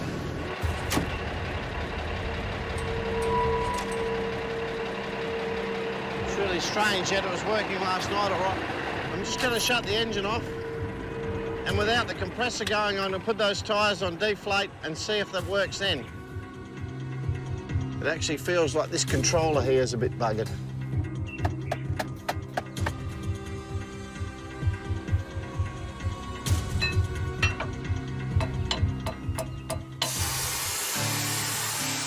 Just a bit of heat in there and it was a bit of wriggling the leads. My mother taught me that repair, whack, whack. Just getting a little bit jostled around over here, a bit of clatter in the steering column. Even with his tyres deflated to 40 pounds, it's still a tough drive. You know, you don't have to be on the road like this for very long before the whole holiday plan goes out the window.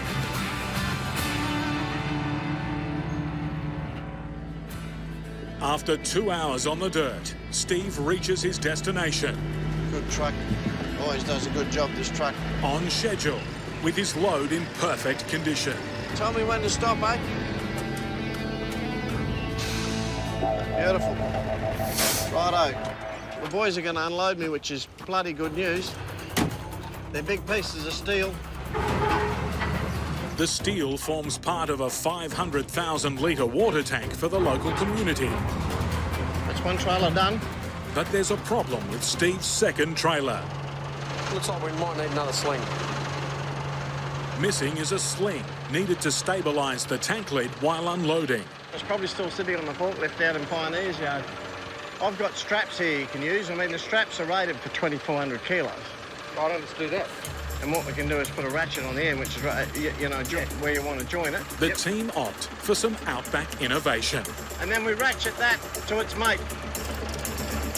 Yeah, because the two back ones stabilise it.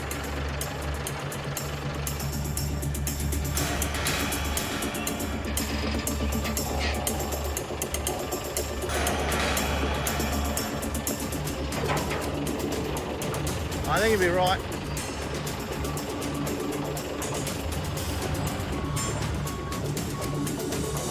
Once it's off the trailer, it's out of my hands. It's another job done, and another job done's always good. You know what's good about this place? Not many flies. Bugger all.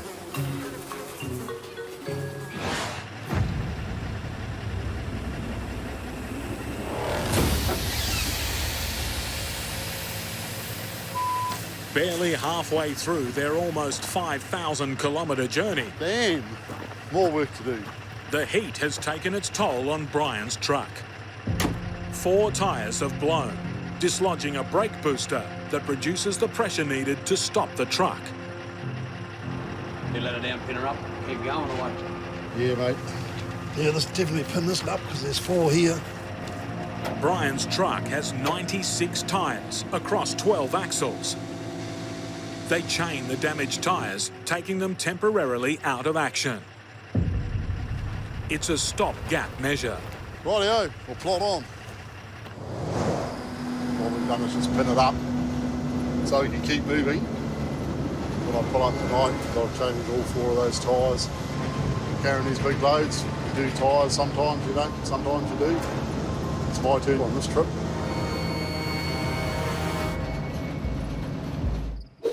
It's a long night for Athol and Brian. 2 inside ones are completely stuffed. Pass that tyre here. And it's little rest for the truckers. Their tight schedule demands another 5 a.m. start. Shower and a good night's sleep. Amazing how much better that makes you feel. Hopefully we won't have any tyre issues today. There are other hazards ahead. Yeah, we got a word on the 2-way yesterday about a whole lot of solar cars. I don't know how many, by the sound of it, there's quite a few.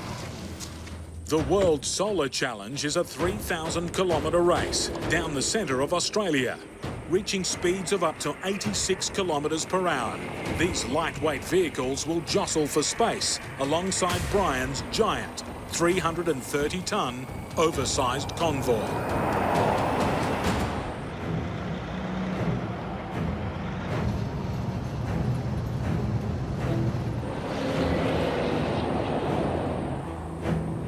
A few kilometres down the road, they encounter the first of the solar race cars. It's like a canoe. It's the start of a procession of small vehicles, all in a hurry. Holy shit, this will be close.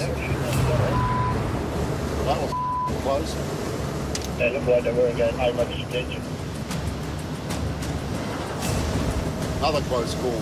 Take the roof right off the people there. And, yeah, it's not something you want to think about too much. That drives back on the road. Oh no, what's that? I thought he was coming back on the road for a second. But they had a help plate on the back of it, so... Oh, just blew a tyre. Pull up, pull up. Oh, more tyres to do. Yay. Just an hour into the day. It's not ideal, but we don't really have any choice. The convoy is at a standstill, yet again. Behind schedule and battling constant blowouts. I should have bought another pair of overalls. These are getting a bit too much of a work out the moment. The truckers now have just 8 spares left. With 2,300 kilometres left to travel, even the solar cars are making better time. This time on Outback Truckers, wide loads and narrow bridges. Only got about that much to play with. Push Brian to the edge. You guys shut up for a minute while we get across here. Sharon risks a croc-infested river in a run to feed starving cattle. Mate, you don't want to hang around. And Robbie's team of Outback house movers bend steel, trying to get out of the yard. 20 minutes. We've got 20 minutes. Hey! Hey!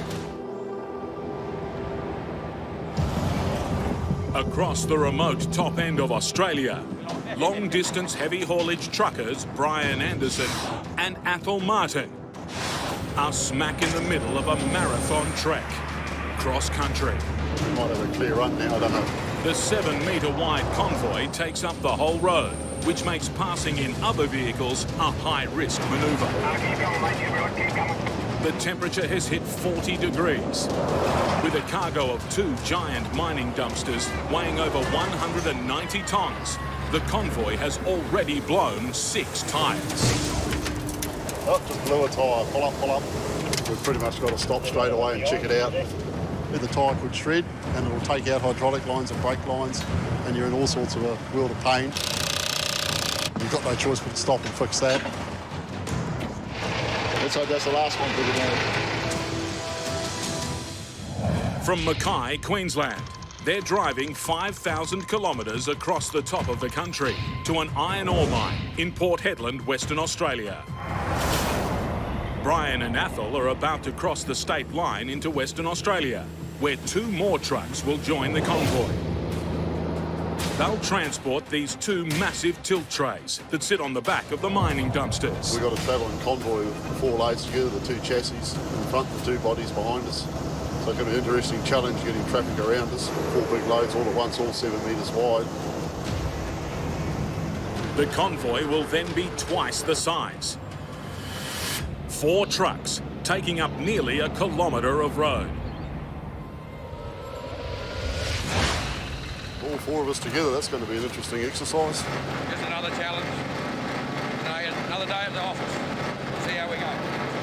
Entering a new state brings new regulations. Brian double checks the wide load. Can't be any more than 4 metres. Pack all the stuff away. We're going to have a briefing with the warden. Western Australia's transport wardens have police powers. And the first thing the wardens check is that the convoy is complying with its strict oversized load permit. Hey mate, I'm Brian. I'm the lead. I'll be the lead truck. Brian, what's the note? Just talking to your pilot here, and she says you've got 2 pilots. Yep. Wants to go there. We need 3. Under Western Australian regulations, a convoy this size requires 3 pilot vehicles. With only 2, Brian and Athol are grounded. Head office is 3,400 kilometres away. Getting another pilot vehicle could take days. Yeah, Brian from Mactran, Sean. We need a 3rd pilot here. We can't move till we've got it, mate. Searing heat and rugged dirt roads. Only the toughest of truckers brave the brutal conditions of Queensland's Cape York Peninsula. That's me. I love it. I love my truck. Who wouldn't want to drive one of these? It is an awesome piece of machinery. After years of hard graft on remote cattle stations, Sharon Collins is no stranger to the harsh conditions of the Outback. I love coming through here because it's just a beautiful part of the world.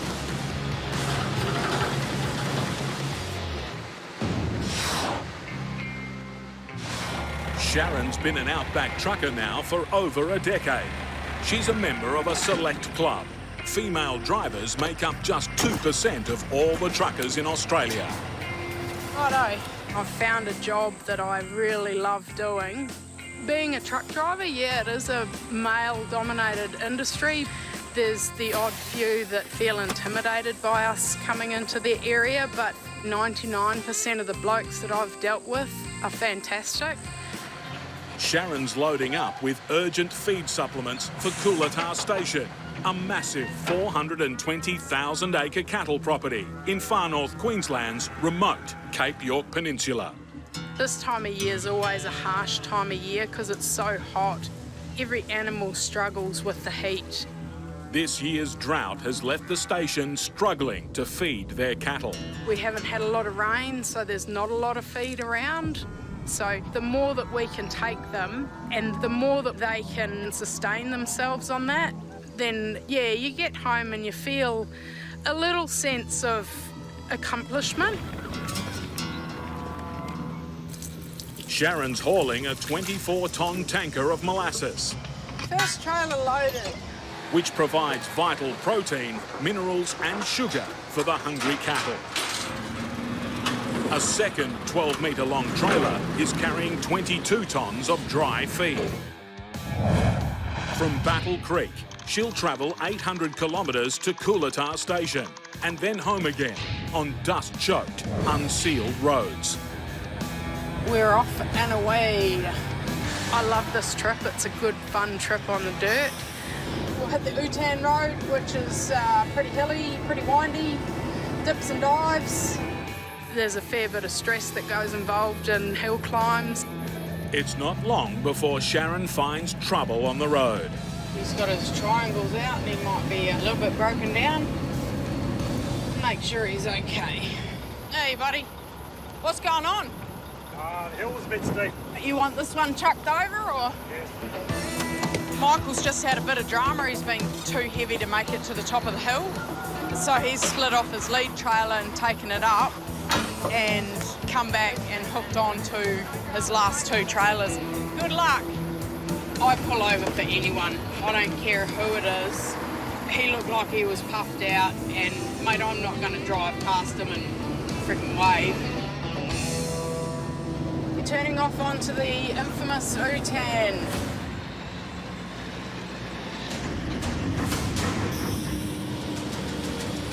Here it is, the dirt.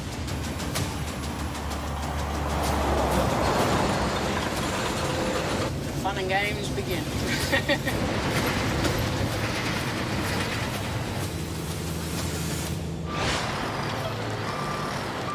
Jim Steele's behind you, eh? On the outskirts of Brisbane, in the yard of Mackay & Sons House Removals, over 35 houses are waiting to be sold and relocated. The timber houses are in demand. It can be cheaper to relocate an old home than to build a new one from scratch. 20 minutes. We've got 20 minutes. Oh, I need that off now. Trucker Darren Taylor is sweating on a deadline. I need 4 new tyres.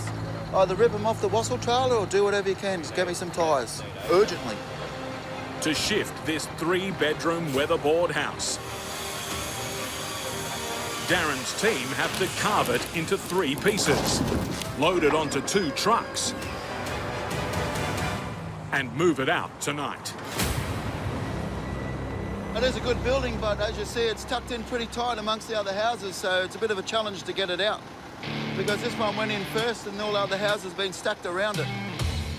From Narangba, outside Brisbane, their final destination is the remote Sondela cattle station, over 1,000 kilometres away in North Queensland. It's so far away, which in a car's not too bad, but in a truck with a house is a big stretch, so we're really pushing. To remove the house, Darren and Robbie are using state-of-the-art automated trailers, a first in Australia. Each pair of the sensor-controlled wheels turn independently, and remote-controlled hydraulics can lift the house up to 2.8 metres. So good having these remotes, makes things so much easier.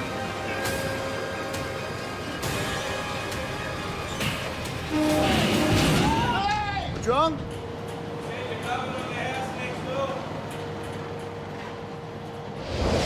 100 kilometres south, Robbie's right-hand man, Shane, is preparing to shift a second house from the Gold Coast to the same remote cattle station. And we've got another house going simultaneously. Jason! Shano's taking a house tonight as well. After a century of service, the vintage farmhouse is a fragile cargo. A lot of bracing to go on it because of the distance we're going. A lot of rough roads up that way to make sure everything's packed so it doesn't get bouncy. Brace everything, tie it all together, make it so it doesn't come off. Both houses are heading to a 400,000-acre cattle station. The business is expanding with 70 new workers. The biggest house is going to be the dining area and the recreational area for an on-site abattoir we're in the process of erecting, and the second house will be the abattoir manager's residence. Getting both houses to the property safely requires a fully coordinated operation. Now forward on this one! Hey, your side. Back at the yard, Darren has finally extracted the weatherboard house from the gridlock, but the new trailer is causing him problems. We just found that there's one of the steering hoses is broken, so we need to get that hose fixed right now. Otherwise, it's going to hold us up. These lines have obviously at some point got hooked up around this pivot point. Always something, eh? At least it goes wrong here and not... Hey! Hey! With little manoeuvring space in the yard, the loaded trailer has reversed over a garbage pile. The same inattention on the roads could spell much bigger trouble. At least it's happened here and not out on the road, otherwise it would be harder to fix. We'd be pulled off the road and we'd lose a lot of time. On the Western Australian border, Brian and Athol have ground to a halt. We need a third pilot here. Under state law, their 4-truck oversized convoy needs an extra pilot vehicle. Well, Sean's not answering his phone. We've just left him a message. It's just a waiting game now. Brian's under pressure to get back on the road. Every minute the mining dumpsters aren't working is costing their owners money. 3 different states require 3 different sets of rules, and we just got caught out with this one, unfortunately. Brian hits the phones and comes up with a temporary fix. The territory pilot we had yesterday is coming out to take us into Kununurra. Hopefully another pilot's been organised to take over from her. Righty-o, we're out of here. Woo-hoo. Let's go.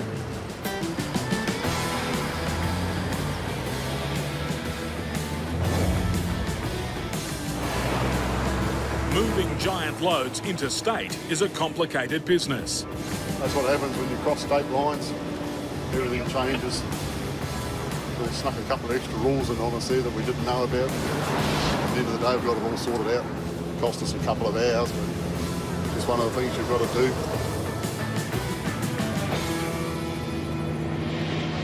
Entering Western Australia, the convoy has doubled in size.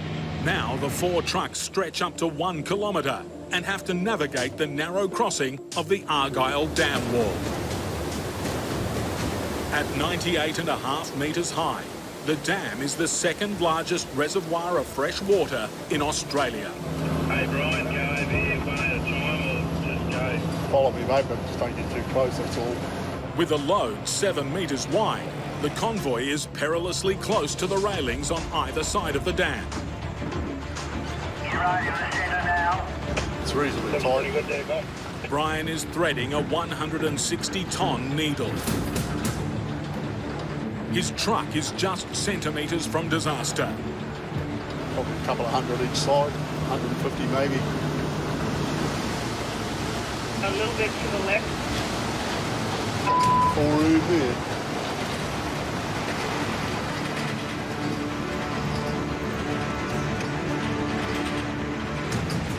It's a slow-motion precision manoeuvre to get the convoy through safely.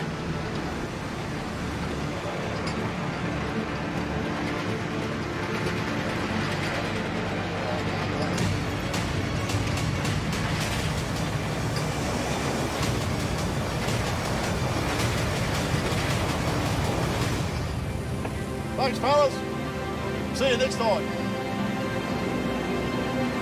It's always a relief to get through there. It's gives you immense satisfaction when you can do that. It all comes together like that, and you all get through successfully.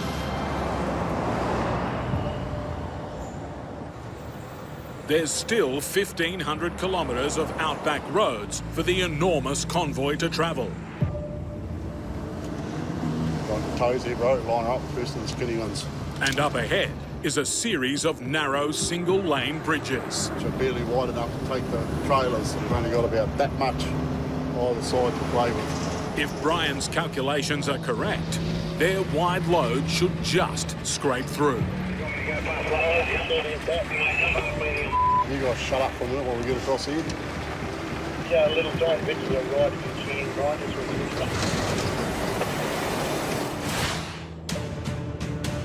This section of the road is quite rough.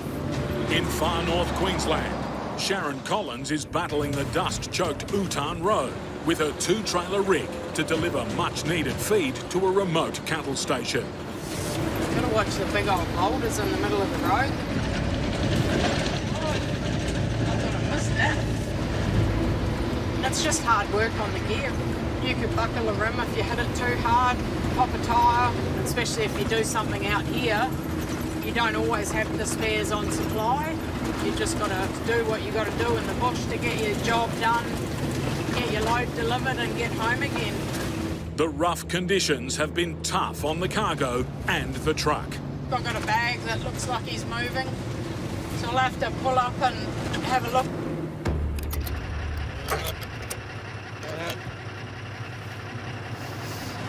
I can smell the diff. The strong smell suggests the differential is close to overheating. It's a vital component of the truck's transmission. Man, that's hot. Anyone want eggs for lunch? It is a hot day, so it's to be expected. But you shouldn't be able to smell it, and I can smell it, so it's not good. With over 300 k's of punishing dirt to go and the temperature tipping 38 degrees, it's a problem that could cripple the truck. But for now, Sharon has to focus on a more immediate hazard. Yeah, this is a fairly significant crossing. It's fairly steep and windy, so you can't hit it running. Outback cattle stations are so big, they're mostly unfenced, leaving cattle to roam free. Mate, we've got to be careful of those because they are what do big damage to the truck if we hit something like that. Thanks, old girl. Sharon's missed the cattle, but she's also missed a gear.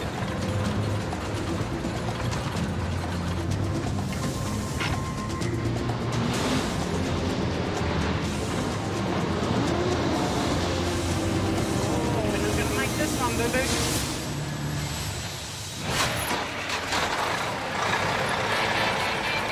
It's 10 p.m. on the outskirts of Brisbane. Yeah, all ready to go. We'll get out the gate and start rolling. Let's go, wee-wee! Rock and roll. House mover Robbie Mackay has a grueling 14-hour shift ahead of him. So the house is cut into two sections. The route we're going, we're just over 1,400 k's. Robbie is managing a complicated operation. Yeah, so this would be one of the longest trips that we've done. His house-moving firm is shifting two homes simultaneously from two different locations, and both are heading to the same remote Outback cattle station. All right, let's go! Robbie's permit allows him to move the houses on public roads overnight. But both houses need to make it to their destination by 10 a.m. or risk being stopped. Definitely want to be in front, just so when I get there, you know, I can have everything under control. Time is running out. Yeah, 10 minutes down and we haven't made 10 metres, you know. So. It's already midnight by the time both trucks are ready to move. Jump in the truck, let's go.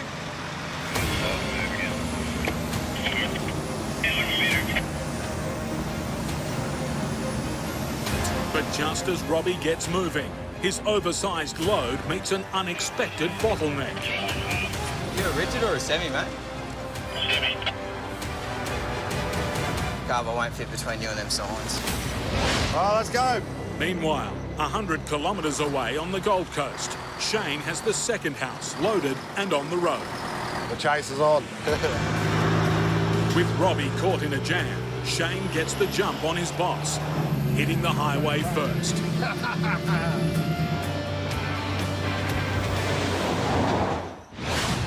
On Queensland's Cape York Peninsula, Sharon's struggling to climb the treacherous Utan Road, fully laden with 2 trailers of cattle feed. Oh, we're not going to make this one, boo-boo. I don't want to get stuck coming up there. Not by myself, not with the road trainer. As you can see, straight into bog cog to get out. In bog cog, the truck's lowest gear, Come on. the 1,000 horsepower road train claws back momentum. And we're out. I don't like using bog cog because it means you've missed a gear. Sharon passes the Utan Road's first real test. We've got a couple of hours of dirt left. We're pulling hard and it's rough as guts. The diff is still a little bit hot, so we might have to slow down a little bit again.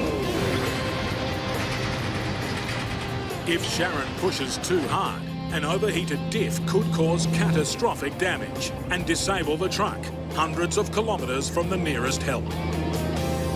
This is the Lind River crossing. This narrow causeway over the dried-up riverbed is only centimetres wider than her truck and ends with an incline. You don't want to fall off the side. Sharon has to attack it at speed to make sure she gets up the other side safely. If you haven't got a bit of pace up, it will drag you back in.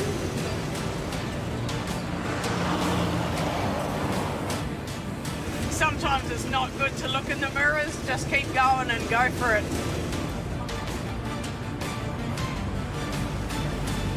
Lug it, come on.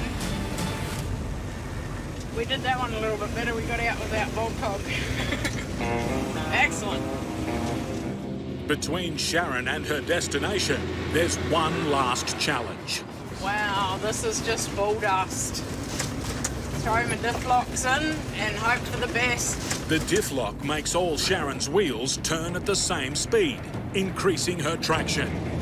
Bull dust is like talcum powder. It's just very, very fine, but it's really slippery and you just got to pick a track. You can get dry bogged if you're not careful. You just got to make sure that you got enough pace up, but not too much that you're going to break stuff. I don't want to slow down too much because there's no one out here to pull us out. So. They look narrow when you're sitting up here in the cab and you're looking at them and you know you've got something wide behind you. They look narrow and they bloody are narrow. In Western Australia, Brian and Athel's wide load convoy of mining machines is struggling with a series of narrow bridges. You want me to go past You guys shut up for a minute while we get across here. Yeah, a little tiny bit to the right if you can, right? Best I can.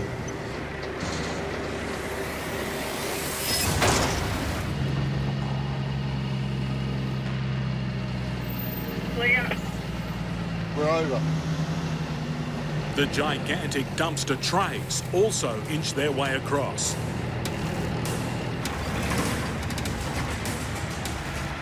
But in the rear is Athel's monster 95-ton load. You got 2 inches on the right. Are you looking at the right, Julie? Yeah. How come the lorry just run up on the bridge? The back is going to set. Look down the side of the trailer.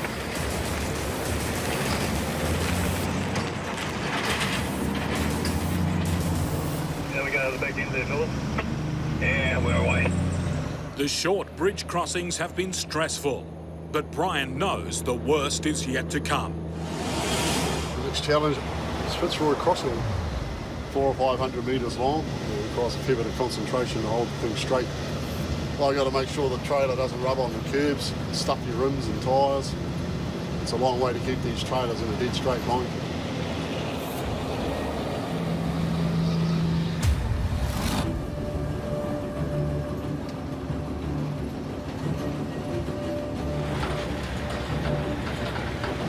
Little to the right, right?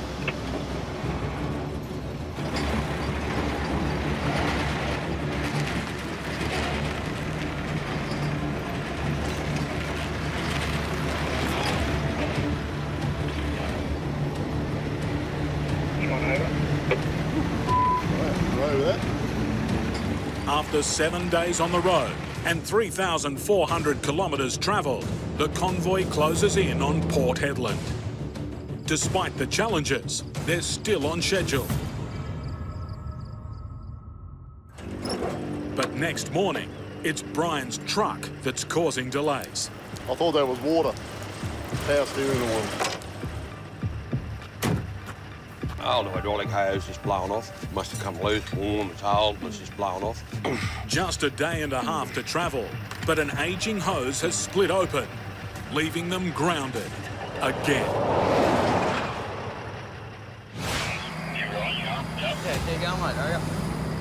In Queensland, house mover Robbie Mackay, carrying an 8.5 metre wide load, is negotiating passage with oncoming truckers. Mate, I'm going to have to get you back up. I won't fit between you and them signs.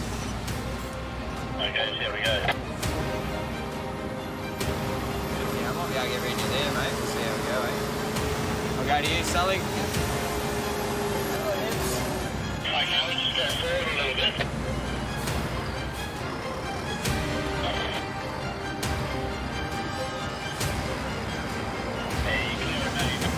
There's another one behind me, mate.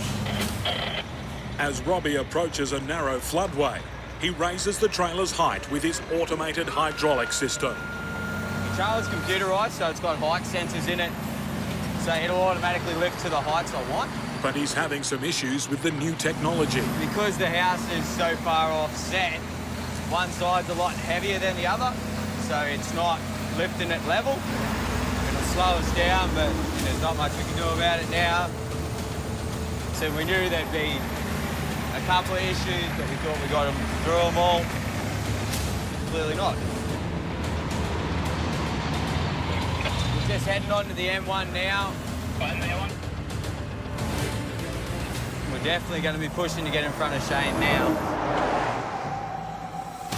By daylight, Robbie's anxious to get through Rockhampton before the morning rush hour.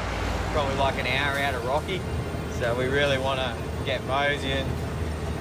Traffic's going to start getting really bad.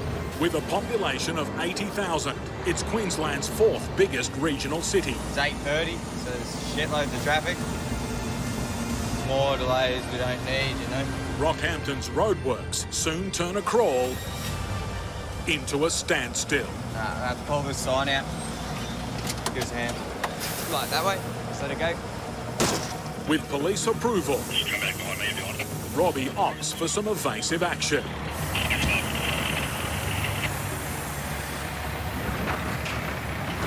Moving a house through Rockhampton during rush hour isn't earning Robbie any new friends. Yeah, you picked the wrong time to come through here. Unless you advise main roads, you shouldn't have to be driving through here. You do, mate. Got a permit. Main roads gave it to us. They notified this workshop today. They meant to. You should take it up the main roads. Oh, well, mate, thank you. 7 o'clock and everyone has somewhere to be, you know. Yeah, we're just heading off the Bruce onto the Capricorn Highway, which is good. It's slightly less busier than the Bruce. After all the delays, Robbie finally catches up with the other truck in the convoy. Got him. Robbie's lead driver, Shane, has been grounded roadside by his police escort. Finally stopped slowing us down, eh, Si? Pissed off. Hey, where's your permit say you're stopping? Yeah, well, our permit's only got us going to Westwood. A permit mistake at the office stops Shane in his tracks.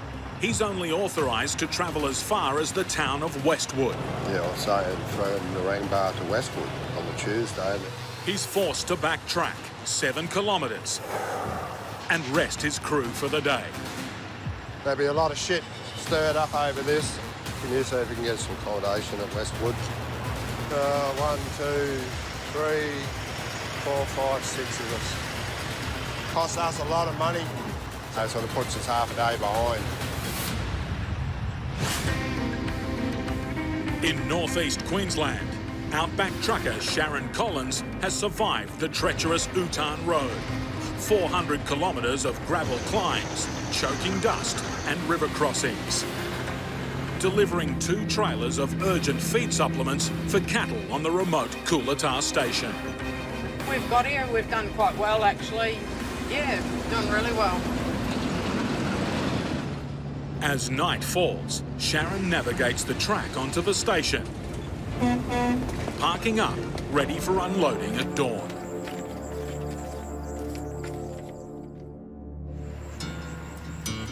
At first light, Sharon checks the diff after it threatened to overheat on the previous day's long drive. That could be the issue. Filter was a bit loose, so it's been dribbling a little bit. Nah, good. Happy with that. Before the day heats up, Sharon empties the 24-tonne tank of molasses. It's a nice time of the morning, eh? It's nice and cool. So molasses with rumensin and protein, which is a supplement that cattle seem to like. Molasses is high in protein, minerals and sugar and provides valuable energy for the drought-stricken cattle. Each feed tub holds just under a tonne of molasses. Hey, boo-boo. There's little babies popping up everywhere. The molasses is a lifesaver. You do it every week and you see the same little weaners. You come out here and they come racing up. Come on, my boys. You sort of want to take every one of them home because they're struggling out here. That's done. Molasses for the day is over. Next up, we will go and see the guys at the station and get them to unload the dry lick on the lead trailer. 50 million wieners, one tub. Dude, spread out. Grab one each. With the drought reducing the cattle's protein levels, the sacks of dry feed supplement, high in phosphorus, give them a much-needed boost. We've found someone to unload the wet season lick, and that's it. That's the end of this load. Leaving Kalata and dropping into the Mitchell River. Old Skippy heading for a drink. Good croc country up here. There's plenty of crocodiles. There's no swimming in the water. Just have a look for crocs. Can't see any today, but I don't really want to see any because I'm going to stop and get out and just wash off the molasses and wash my signs. Oh, you generally won't see a croc if he's under the water. He'll be watching you.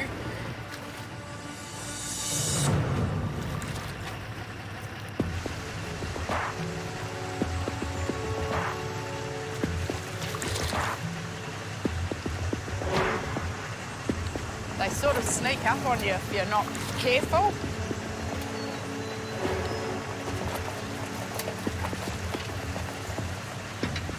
Mate, you don't want to hang around.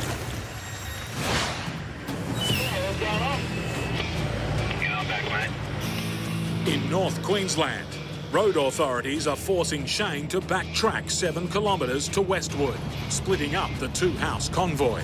Yeah, brother, I have to find somewhere in town. Target. Rightio, it's Westwood, we're stopping at, eh?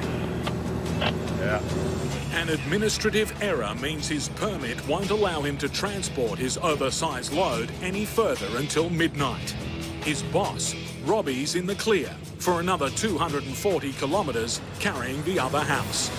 Rather disappointing, especially for Shane, so, because Westwood, ain't much at Westwood, I'll give you the tip.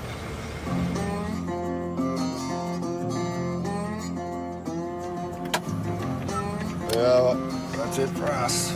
Shane and 5 crew will now have to stand idle until the strict curfew laws allow them on the public roads again at midnight. After grabbing a sleep and then finally getting ready to set off, they're hit with more restrictions. 80k speed limit, and there's a curfew on that Moranbah between 5 and 7. Right, where are we going to get there? Yeah, apparently Moranbah's got a curfew. I can't go through there between 5 and 7. The curfew's designed to keep oversized loads off the roads at the busiest times. And for a mining town like Moranbah, where the workers rise early, peak hour is 5 a.m. We'll see how we go. Hopefully we might make it. If he doesn't, Shane's oversized load will be delayed yet again.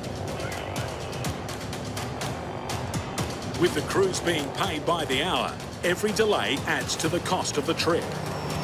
Yeah, here we go, past Middlemount, where we should have been yesterday. House is travelling really good on the trailer. Just riding the bumps. If they can make good time, they could get through without being shut down for another day. Oh, it's coming up to Moranbah now, I think we're about 10k out. 15 minutes away and it's 1 to 5. Hey, 10 to 5, we'll get through, won't we? Mate, by the time you get Moranbah, it'll be 5 o'clock, so we'll finish now. The police have grounded Shane's convoy for another 2 hours. 8 blokes out there standing there waiting for this house to get there. Just dollars, dollars, dollars. In far north Queensland, Sharon Collins is tempting fate, washing her road train in the croc-infested Mitchell River. They sort of sneak up on you if you're not careful. Can't see anything down there, but yeah, you're not sure if it's a fish or it's somebody watching you wanting to bite, so let's get out of here before we get eaten. The whirlywinds are a good indication that it is starting to heat up. The thermals change and ground temperature, and they'll go hundreds of metres up in the air. With her load fully delivered, Sharon's rig is lighter But the Utah road is just as tough on the return as the journey to get here. This is a section of road that's deteriorated really, really badly. So I call this the which ways, because it's whichever way you can go. There's bull dust everywhere, and I'm actually going to get off the road because that looks pretty deep out there. Like that'd be 3 foot of just solid bull dust, and you're quite likely to get bogged out there. There's no visibility whatsoever behind me, but I'm skidding around a fair bit. Where do we go? Where do we go? Where do we go? Pick a spot, any spot. Go this way. I don't know. It's pretty bad, eh?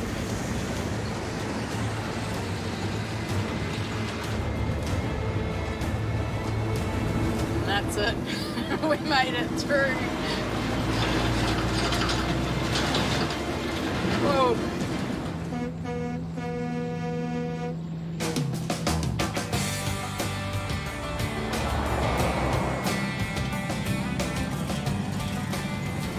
It's a fair steep hill, but we're empty, so it's not too bad. Yeah, a little bit rough coming out of there. A bit of a bump, but all good. I love coming through here because it's just peaks climbing out of nowhere. Like you see that and you just go, wow, I want to climb that. My body's a little bit wrecked after smashing over the dirt for so long. 400 and something k's out west and 400 and something k's back east. So yeah, it'll be nice to unhook the trailers, have a nice hot shower and tootle off and see my little boys.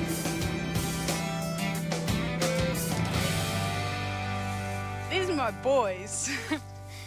Sharon's made it home to her 2.5 acre outback property on the Atherton Tablelands in Queensland. We've got Bert and Ernie. Bert and Ernie are really my best mates at the moment. They keep the grass down. I probably feed them too much, but that's just me being soft and making sure that they've got enough to keep them right while I'm away. Mummy's got to go to work. Be good.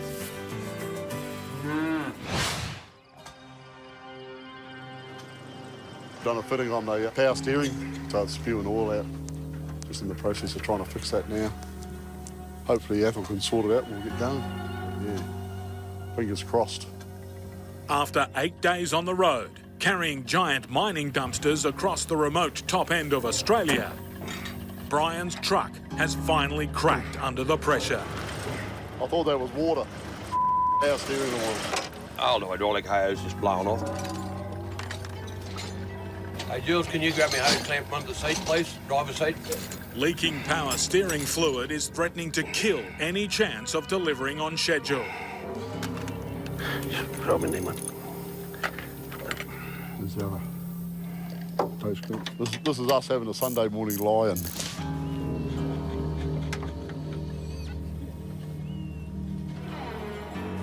Righto. Try that, brothers.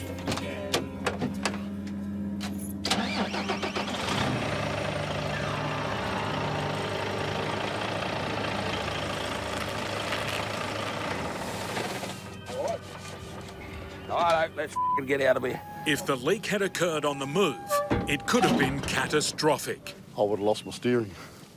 It would have been entertaining, that's for bloody sure.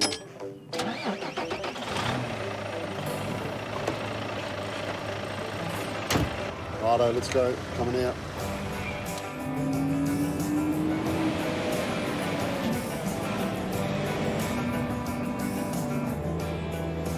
Look at it now. Dust storms in it. Truckers Athel and Brian have travelled almost 5,000 kilometres, overcome tyre blowouts, engine troubles and blistering temperatures. But their problems may not be over. Smoke up ahead. Quite a lot of it. I don't think we'll be trying to drive through it. This is Australia's hottest year on record, and it's also had its worst bushfire season ever. So it's well off to the right. I don't think it's going to be any bother to us. The The convoy avoids the raging fires, but no one is taking a dip in the river to cool off. Something in the water down there.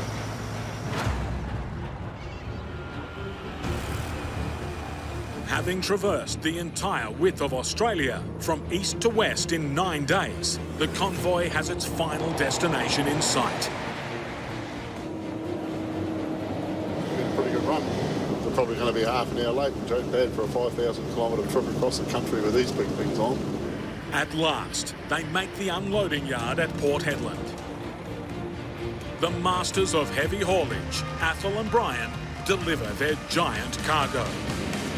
We've got the loads here, undamaged, unmarked. That's what it's all about. Getting the stuff here, ready to use. We made it here, mate. That's the name of the game. We got here. All good.